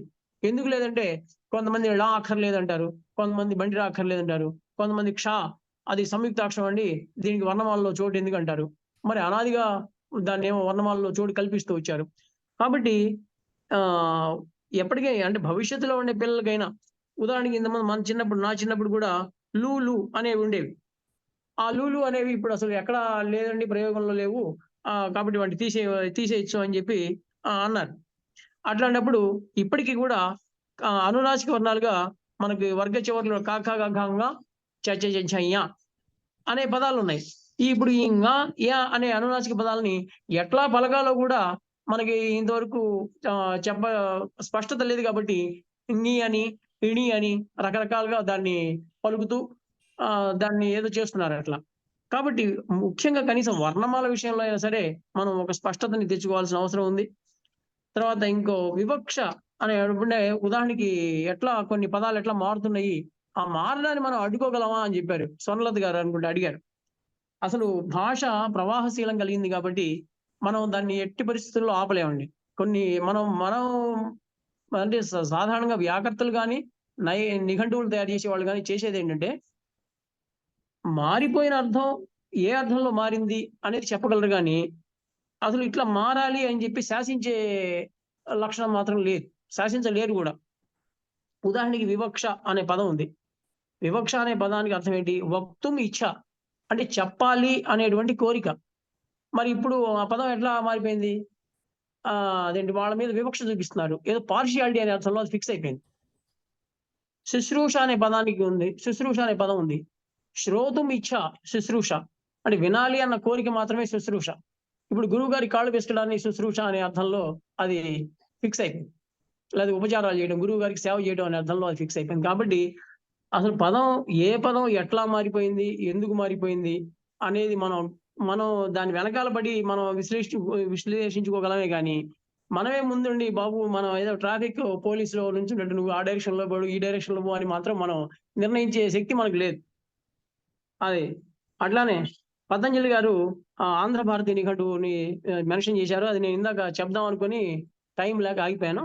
ఆంధ్ర భారతి అనేది ఇటీవల కాలంలో వచ్చిన ఒక మంచి ఆన్లైన్ లో వచ్చిన నిఘంటువు అండి. అన్ని ప్రసిద్ధమైనటువంటి ముఖ్యమైన నిఘంటువుల్లో ఉన్నటువంటి పదాలన్నింటినీ కూడా కలిపి వాళ్ళు ఒక డిక్షనరీ తయారు చేశారు. ఒక బృహన్ నిఘంటువు ఇది. నిజంగా చెప్పాలంటే తెలుగు భాషలో ఇప్పుడున్నందులో అతిపెద్ద నిఘంటువు ఏంటంటే ఆన్లైన్ లో ఉన్న ఆంధ్ర భారతి అనే నిఘంటువు. దాంట్లో మిగతా శతకాలు, కావ్యాలు ఇవన్నీ ఉన్నా కూడా ఆ వెబ్సైట్ లో ఈ నిఘంటువుకి చాలా ప్రాచుర్యం వచ్చింది. ఇది మనం ఒకసారి ఏదైనా ఒక ఆరోపణ ఏదైనా కొట్టామంటే దానికి సంబంధించి శబ్దరత్నాకరం ఏం చెప్పింది, సూర్యరాజేంద్ర నిఘంటువు ఏం చెప్పింది, జిఎన్ రెడ్డి గారు ఏం చెప్పారు, ఆ వావిళ్ళ నిఘంటువులో ఏముంది, ఇట్లా మొత్తం ఆ పదం ఆ డిక్షనరీలో ఉండాలే కానీ అందరూ ఎవరెవరు ఏ డిక్షనరీలు చెప్పారు, దానికి ఉన్న పర్యాయ పదాలు ఏంటి, నానార్థాలు ఏంటి, అన్ని రకాల వివరాలు దాంట్లో వస్తాయి. ఇది ఉన్నందులో ద బెస్ట్ డిక్షనరీ ప్రస్తుతానికి అందుబాటులో ఉన్నది. అట్లానే సత్యనారాయణమూర్తి గారు తూమాటి దోణప్ప గారి గురించి చెప్పమన్నారు. తెలుగులో వైకృత పద చంద్రిక అని చెప్పి వాళ్ళు వైకృత పదాల మీద చాలా పరిశోధన చేశారు వారు. కాకపోతే మనకి ఉన్న సమయం గంటే కాబట్టి కొన్ని విషయాలు తప్పకుండా చెప్పలేకపోయాం. అట్లానే మహాభారతానికి సంబంధించి బాలమోహన్ దాస్ గారు చెప్పినట్టుగా నామ నిఘంటువుతో పాటుగా కేవలం మహాభారతంలో ఉన్న పదాలకి సంబంధించిన ఒక డిక్షనరీ స్పెషల్ గా వచ్చింది. అబ్బరా సూర్యనారాయణ గారు అనుకుంటా, బహుశా వారు రాశారు మహాభారత నిఘంటువు అని. ఇట్లా తెలుగులో కృషి మాత్రం చాలా బ్రహ్మాండంగా జరిగింది. దాన్ని సమీకరించుకొని పదజాలాన్ని వృద్ధి చేసుకోవడం, ఆ పఠన పాఠనాదుల్లో దాన్ని పెట్టుకోవడం ఇప్పుడు అది చాలా ముఖ్యం. మాతృభాషలో కనీసం మీడియా అంటే మా బోధన భాషగా ఉండడానికి కూడా అవకాశం లేని ఈ రోజుల్లో మనం వీటన్నిటి గురించి మాట్లాడి చేసుకోవాల్సిన అవసరం ఇంకా ఎక్కువగా ఉంది. కాబట్టి ఇది అన్ని సంగ్రహంగా మీరు అడిగిన ప్రశ్నలకి సమాధానములు. చాలా ఈ అవకాశం ఇచ్చినందుకు రఘుకుమార్ గారికి ధన్యవాదాలు తెలియజేస్తున్నాను. అట్లానే ఎట్లాగో దీని మీద మనం మొదలు పెట్టాం కాబట్టి దీని నెక్స్ట్ కొనసాగింపు ఎట్లా ఉంటుందంటే, అసలు డిక్షనరీ నిర్మించడానికి కావాల్సిన సూత్రాలు ఏమిటి, తెలుగు భాషలో ఆ సూత్రాలకు అనుగుణంగా నిఘంటు నిర్మాణం జరిగిందా, ఒకవేళ ఇట్లాంటి నిఘంటు నిర్మాణాలు జరగడానికి ఎట్లాంటి మనం సూత్రాలు పాటించాలి, చిన్న చిన్న నిఘంటువులని కలిగితే పెద్ద నిఘంటువులు అవుతాయా, ఇవి ఎంతవరకు దీనికి ప్రామాణికత ఉంది, ఇట్లాంటి విషయాలు మనం చర్చించుకోవాల్సిన అవసరం ఉంది. మరోసారి ఎప్పుడన్నా వాటి గురించి మనం మాట్లాడుతున్నాం. ధన్యవాదాలు, అందరికీ నమస్కారములు. Thank you. నరేష్ ఒక్క నిమిషం నరేష్ సార్ నమస్తే సార్, చెప్పండి సార్. నమస్తే. ఒక రఘు గారు, నేను ఒక పాయింట్ మాట్లాడతానండి. ప్లీజ్. ఇది మనము ఇప్పుడు ఏమంటున్నామంటే, సార్ మీరు ముగింపులో చెప్పింది నిఘంటు నిర్మాణంలో కొనసాగింపుగా నిఘంటు నిర్మాణంలో కొన్ని మార్గదర్శనాలు పెట్టుకొని ఆ పద్ధతి ప్రకారం పెడదాము అని చెప్పి అంటున్నారు. దాంట్లో నేనేమంటున్నానంటే, సరే చచ్చి చెడి మళ్ళా మనం ఒకటి తయారు చేస్తాము మార్గదర్శక సూత్రాలు, వాటిని కూడా పాటించారు అనుకుందాం, లోకానికి ఉపకారమే అనుకుందాం. కానీ జనం యొక్క పార్టిసిపేషన్ చేయాలి, డెమోక్రటైజ్ చేయాలి, మొత్తం వ్యవస్థనే డెమోక్రటైజ్ చేయాల్సిన అవసరం ఉంది. మనం అంటే ఎక్కువ మందిని దీంట్లో తీసుకోవాలి. తీసుకోవడానికి నేనేమంటున్నానంటే, ఒక చిన్న ఎక్స్పెరిమెంట్ నేను చేసింది మనవి చేస్తాను. ఇప్పుడు ప్రతివాడికి తన గ్రామాన్ని ప్రేమించాలి, జన్మభూమిని ప్రేమించాలి, తన నేలని ప్రేమించాలి, తన భాషను ప్రేమించాలి, ఇలా చెప్తాం. కానీ నేను దాన్ని పరోక్షంగా ఎలా పరిచయం చేశాను అంటే, ఇప్పుడు ఉదాహరణకి మీ గ్రామం తీసుకుందాం. మీ గ్రామంలో ఉన్న గుడి ఏమిటి, మీ గ్రామంలో ఉన్న చెరువుని గురించిన విశేషాలు ఏమిటి, మీ గ్రామంలో ఉన్న ప్రత్యేకమైన వంటలు ఏమిటి, లేకపోతే ప్రత్యేకమైన వృక్ష విశేషాలు ఏమిటి, లేకపోతే మీ గ్రామంలో ఉన్న కొన్ని విశేషమైనటువంటి స్థలాలు ఏమిటి, మీ గ్రామం దేనికి పెట్టింది పేరు, మీరు చేసే వంటల్లో కూడా ఏ రకమైన వంట చాలా ప్రసిద్ధి, లేకపోతే మీ గ్రామంలో ప్రత్యేకంగా ఉన్న కొన్ని కట్టుబాట్లు ఏమిటి, ఇలాంటి వాటి మీద కొన్ని గ్రామాలకు తయారు చేస్తే చాలా అద్భుతమైన స్పందన వచ్చింది. అంటే ప్రజాస్వామీకరణ జరిగినప్పుడు, అలాగే వ్యాకరణ సూత్ర ఇది కూడా మనం కూడా ఈ నిఘంటు నిర్మాణంలో కూడా మీరు ఏదో ఒక పదం చెప్పి, ఈ పదానికి సరిపోను సమానంగా ఉన్నటువంటి పదాలు మీ ప్రాంతాల్లో ఏమున్నాయి అని చెప్పి ఎక్కువ మందిని ఇన్వాల్వ్ చేసి, అది కొద్ది మందే కావచ్చు. ఇప్పుడు మీ కర్నూలు జిల్లా మొత్తం అంతా కూడా గాలించితే కూడా ఒక నలుగురే పార్టిసిపేట్ చేయనండి, పర్వాలేదు. నలుగురైనా ఒక మనకి సౌకర్యంగా ఏర్పడతారు. మనకి శుభప్రదంలో మనం 4-5 ట్రైనింగ్ ఇచ్చాం, అది కూడా 2 రోజులే ఇచ్చాం. కానీ వాళ్ళు ఇప్పటికీ కూడా మనం పలకరిస్తారు, పరామర్శిస్తారు, మనకి స్పందిస్తారు అంత ఎంతో. అంటే సబ్జెక్ట్ ని వాళ్ళు సొంతం చేసుకోవడం, వాళ్ళని మనం సొంతం చేసుకోవడం, ఈ వ్యవస్థ అలా చేస్తే పెద్ద డిక్షనరీ అనుకోకుండా మనం చేయగలుగుతాం అని చెప్పి నాకు అనిపిస్తుంది. ఇప్పుడు ఉదాహరణకి మన రఘు గారు చెప్పిన సూచన ఏమిటంటే, స్వర్ణలత గారి ప్రసంగం తర్వాత మన బాల్యంలోకి మనం వెళ్ళి ఒకసారి మన జ్ఞాపకాలు, మన గుర్తులు మనం ఒకసారి వాటిని జ్ఞాపకం తెచ్చుకుందాము అని చెప్పారు. అది దానివల్ల ఖచ్చితంగా రాస్తాడు, నాలాంటి బద్దకస్తులు కూడా రాస్తాడు అనమాట. అందువల్ల అందరూ రాసినప్పుడు ఏమవుతుందంటే, ఒక మంచి అది ఈ బుక్ వచ్చినా కూడా ఒక గొప్ప ప్రయత్నమే అవుతుంది. అలా మొత్తం దీన్ని కూడా ప్రజాస్వామీకరించడానికి ఏమైనా చేస్తే బాగుంటుందని నా సూచన. అవును సార్, తెలుగు వెలుగు మ్యాగజైన్ దాదాపుగా ప్రయత్నం చేసింది సార్. ఇప్పుడు వాళ్ళు ఒక ప్రజల కంట్రిబ్యూషన్ తోనే ఈ పదానికి సమానార్థక పదాలు ఏదైనా ఉన్నా మీరు సూచించండి అని చెప్పారు. అదొక పెద్ద దీనిలాగా తయారై కొంతవరకు వచ్చి ఆగిపోయింది. మనకి అంటే మొదటి నుంచి మనకు మాట ఉందిగా, ఆంధ్రులు ఆరంభశూరులు అని. ఏంటంటే డిక్షనరీల విషయంలో మాత్రం అది చాలా నిజం తేలుతుంది. కొంతవరకు రావడం, ఆగిపోవడం. ఇప్పుడు తెలుగు వెలుగు మ్యాగజైనే రావట్లే. ఇప్పుడు ఒకవేళ వస్తే మాత్రం మీరు చెప్పినట్టుగా ప్రజల భాగస్వామ్యంతో చాలా పెద్ద మంచి ప్రయత్నం జరిగి ఉండేది. లేకపోతే ఆ సంస్థ కాదు ఇంకో సంస్థ అయినా దాన్ని మొదలు పెడితే మంచిగానే ఉంటుంది సార్. అంటే దీనికి కొంచెం మనం ఆ అనుభవంతో కొన్ని మార్చుకుందామని నేను ఏమంటున్నా అంటే, చాలా చిన్న చిన్న మార్పులు ఏమిటంటే, ఉదాహరణకి ఇప్పటి నుంచి ఇప్పటి లోపల ఏదో 2 నెలలో 3 నెలలో వ్యవధి ఇవ్వడం. అదే ఆ తర్వాత ఆ అవకాశాలు కూడా ఈ ఒక అంటే ఈ మనకి పనిచేసేటటువంటి ఒక కేంద్ర బృందం ఒకటి పెట్టుకోవాలి. వాళ్ళు ఖచ్చితంగా తక్కిన వాళ్ళతో మాట్లాడుతుండాలి. అదే పనిగా పెట్టుకుని చేస్తే ఒక 3 నెలల్లో ఖచ్చితంగా రాగలిగిందంతా వస్తుంది. రాంది ఎటు తిరిగి రాదు. రాకపోయినా పర్వాలేదు. ఇది మాత్రం కొంత మనకి ఏర్పడటానికి వీలుంటుంది అని అనుకుంటున్నా. నా వరకు నేను ముందు పడి నేను ఏమైనా చేయమంటే చేస్తా. Okay okay. నరేష్ బాబు గారు ఇంకొక ఏరియా ఏంటంటే, మామూలుగా పదాల అర్థాలు కూడా మారిపోతుంటాయి over a period of time. ఇప్పుడు ఇంగ్లీష్ లో ఇలాంటి తేడాలు వచ్చాయి. రెవల్యూషన్ అనే పదానికి పాజిటివ్ కంటెంట్ తో ఉన్న మీనింగ్ దాదాపు 200 years బ్యాక్ డే. అంతకుముందు దానికి అంత పాజిటివ్ కంటెంట్. అట్లాగే విప్లవం అనే పదానికి కూడా పాజిటివ్ కంటెంట్ తో ఉన్నటువంటి అర్థం ఉండకపోవచ్చు. ఇలా స్వాతంత్రం అనే పదం కూడా ఇవాళ అది పాజిటివ్ కంటెంట్ తో కనబడచ్చు, కానీ గతంలో యూజ్ చేసినప్పుడు దాన్ని అంత పాజిటివ్ కంటెంట్ తో యూజ్ చేసిన అనిపించట్లేదు. ఇలాంటి మార్పులు కూడా చెప్పగలిగే అవకాశం ఎక్కడో చోట ఉండాలి. అయ్యా రవికుమార్ గారు, చిన్న రిక్వెస్ట్ సార్. నరేష్ బాబు గారు, చిన్న సార్ రిక్వెస్ట్. నమస్తే, చెప్పండి సార్. ఈ అమర కోసం ఉంది కదా సార్, అవునండి. అమర కోసం, ఈ అమర కోసాన్ని ఏమైనా సింప్లిఫై చేసి ఏమైనా పుస్తకాలు ఉన్నాయా మనకి? మనం ఏమైనా చెయ్యొచ్చా? అంటే ఆ పుస్తకం చివరిలోనే అమరకోశానికి సంబంధించిన పదాలన్నీ ఆల్ఫబెటైజ్ చేసి చివరిలో ఇచ్చారు సార్. అవునండి. అది దాంట్లో ఆ పదానికి అర్థం మనకి తెలుస్తుంది. ప్లస్ ఆ ఎంట్రీ నుంచి ఆ దాంట్లోకి వెళ్ళిపోతే వ్యుత్పత్త్యర్థాలు అవన్నీ దాంట్లో తెలుస్తాయి. లాస్ట్ లో ఇచ్చిన ఉన్నాయండి. అంటే దీంట్లో వచ్చిన సంస్కరణ మాత్రం ఏంటంటే, కేవలం శ్లోకాల రూపంలో దాన్ని అట్లా వదిలేకుండా ఆల్ఫబెటైజ్ చేసి ఇచ్చారు వాళ్ళు. అదొక పరిణామం దాంట్లో. ఇది బిజినెస్ ఓరియంటేషన్ మీద, అంటే పిల్లలు ఎవరైనా సరే చిన్న హ్యాండ్ లీఫ్ కింద దీన్ని తయారు చేస్తే బాగుంటుందేమో అని. ఇంకాస్త చేయొచ్చు సార్ దాన్ని డెమో, ఇంకా కాస్త సులభంగా కూడా మార్చడానికి పేజీలు. ఎవరు ఇంట్రెస్ట్ ఉన్న వాళ్ళు కూడా ఇప్పుడు చిన్నప్పుడు చదివాం కాబట్టి హుషారు ఉంది, కానీ ఇప్పుడు కొత్తగా చదవమంటే ఎవరు చదవడు దీన్ని. చిన్నప్పుడు తాట తీసి చదివించారు మా చేత, ఇప్పుడు ఎవరు చదువుతారండి ఇది? అందుకే చిన్న హ్యాండ్ లీఫ్ అయితే కొంచెం ఉపయోగకరంగా ఉంటుందేమో అని నేను అనుకుంటున్నా. Correct sir. ధన్యవాదాలు. Thank you.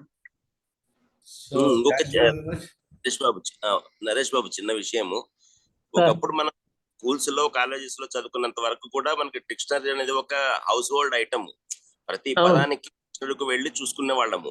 ఇప్పుడు ఈ కంప్యూటర్ వచ్చేసిన తర్వాత డిక్షనరీ అనేది ఒక కామన్ కమోడిటీ లాగా లేకుండా అన్ని సిస్టమ్ లోనే తెలిసిపోతున్నాయి. మనకి ఒక అర్థాలు రావడం కానీ, లేకపోతే లాంగ్వేజ్ కరెక్షన్ కానీ వచ్చేస్తున్నాయి. ఇప్పుడు పుస్తకంతో పని లేకుండా అయిపోయింది అన్నట్లుగా అనిపించింది. అది కూడా నీ నెక్స్ట్ టాపిక్ లో కొంచెం అది కూడా అది మనసులో పెట్టుకొని మాట్లాడితే బాగుంటుందేమో. ఇప్పుడు మనకి ఒక మంచి నిఘంటు వెతికి మనం దీని అప్డేషన్ తీసుకొని మనం మంచిగా ఇంట్లో పెట్టుకున్నాం. తెలుగు టు ఇంగ్లీష్ కావచ్చు, ఇంగ్లీష్ టు తెలుగు కావచ్చు, ఇట్లాంటివి. ఇప్పుడు ఆ డిక్షనరీ అనే పదమే పోయి సిస్టమ్ లోనే వచ్చేసింది ఆటోమేటిక్. అది it is correcting it self. అదొకటి కూడా మాట్లాడుకోవాలి మనం. Thank you. నరేష్ బాబు గారు, మీరు తెలుగు భాష గురించి మీరు, ముక్తేశ్వరరావు గారు, డాక్టర్ కేవీఎస్, మీరంతా ఎక్స్పర్ట్స్. ఇక్కడ ఉన్న వాళ్ళు కాసర రంగారావు గారు, మీరంతా చాలా కాంట్రిబ్యూట్ చేయొచ్చు మా డిస్కషన్ కి. అది అవసరం కూడా. మన centre for social dialogue discussion లో భాషని, తెలుగు భాష విషయంలో ఎన్ని యాంగిల్స్ లో నుంచి దాన్ని మనం ఇది చేయగలము, దాన్ని చర్చకు పెట్టగలం అనేది ఒక ఇంపార్టెంట్ ఆస్పెక్ట్. మీరు, ముక్తేశ్వరరావు గారు ఆలోచించి అలాంటి ప్లాన్స్ చెప్పినప్పుడంతా కూడా I will be absolutely happy to introduce the topic. Okay sir. ఏదో ఒకటి చెయ్యాలి సార్, ఏదో ఒకటి చెయ్యాలండి, తప్పదు. ఏదో లేకపోతే గిడుగు రామ్మూర్తి పంతులు గారు వేసిన ఆ వృక్షం యొక్క వేరుని తగ్గొడిసాడు ఆయన. అది మళ్ళీ మనం కలపాలి. గ్రాంధికం కాదు, వ్యవహారికం అని చెప్పి ఇండైరెక్ట్ గా చెట్టునే బదులు కొట్టాడు ఆయన. అది మనం ఏదో రిపేర్ చేయకపోతే చాలా కష్టం అవుతుంది ఇంకా. సో ఇవాళ సెషన్ క్లోజ్ చేద్దామండి. 7:45 అయింది. చాలా మంచి session. Thank you Naresh Babu garu for a wonderful session. Thank you all for your wonderful participation and contributions. Thank you all, sir. Thank you, sir.